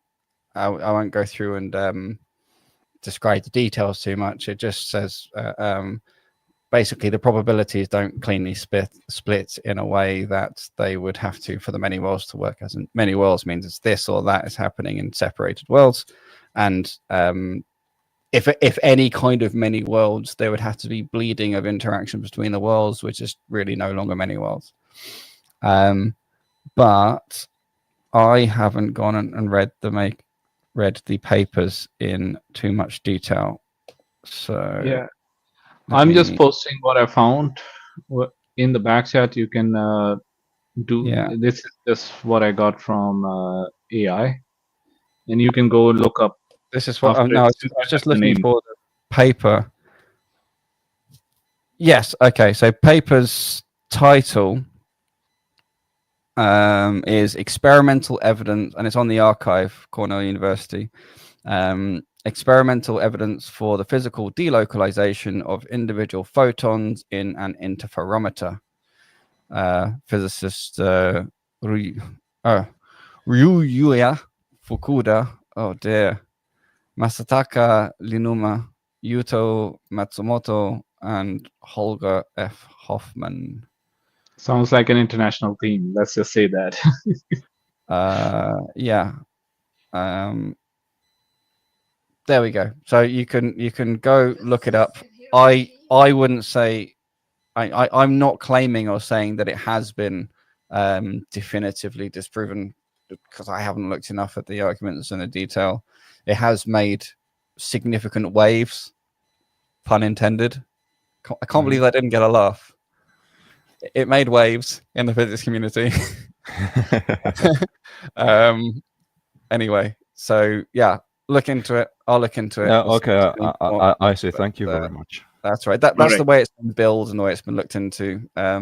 Sabina's quick rundown is quite neat because it mostly just explains how the experiment worked, which is fine. Yeah, and James, when are you going to do yourself justice and actually come and have a full conversation with us? Because it's been a while. About the 8-hour conversations. Yeah, but come on up. You've not had a conversation in this particular stream, right? We've had conversations separately. I've had one very long conversation with SMK already, but with SMK, it was a long time ago. So I have been doing stuff. So I haven't come here. But yeah, I haven't seen Gems around in a long time. Okay. Well, yeah, we have maybe slightly shorter. Normally, we say this is the place for longer conversations, but there's no place for longer conversations than the Common Sense Muslim. So this is a relatively short conversation. We only do a couple of hours tops here. 4 hours of streaming. We've done longer streams at the beginning, but we try not to. It makes them more plausible, more feasible to continue. But yeah, you'll happily do 17 hours. Mashallah. Subhanallah. Only with the du'as of my brothers. All right. Indeed. Anyway, all right. Jazakallah khair, Gems. No, sorry, Jazakallah khair, SMK. Thank you for coming up, Gems. Put it the right way around. All right. And SMK, I'm just about to wrap up. Okay. Yeah. Okay. We're gonna end up finishing up this video the next time. I think there's a few more things we can talk about in this, but it is sometimes essential to put forth this type of review because of how deceptive whether intentional or not, it could actually be for certain people. Because atheism is not a very it's not an academic position, first of all. It's not also a very intellectual position, right? And well, I mean, there's definitely academics who hold atheist positions. Yes, but it itself is not necessarily an academic position to hold. Oh, right, yeah, because it's a label on many different positions. It's a label, exactly. It's more of an attribute that academic positions can have. Yeah, an academic can be atheist, but that doesn't necessarily mean that the position itself is founded on academic, what do you call it, on a basis which can actually be proven to be fully academic, because it's not. It is actually a belief system, right? And that's what we're trying to point out, that most of the arguments that we heard were based on beliefs, were based on sort of just being contrarian to the individual who you're having a conversation with or debate. If you look at its historical founding, and maybe that's something else we should do, I think that's a better way of looking at how it's actually founded and grounded than any of these sort of hypothetical ways people try to ground it. Yeah, you can see sort of what its true identity is rather than the identity it wants to claim. And, by the way, SMK, have you voted already? Yeah, I voted. Okay, what was your vote on? Modal logic. Okay, I'm also going to be voting modal logic. So we're pretty much at the top with modal logic, almost a third, 60%. Oh, 55%, 57%. Yeah. No, because SMK's vote counts as 10. So we're like 80%. Yeah. Let's just say, yeah, 80%. Most of the people want to go with modal logic, right? So we'll bring up modal logic next round. Do you think we can be ready with it next week, Akhi?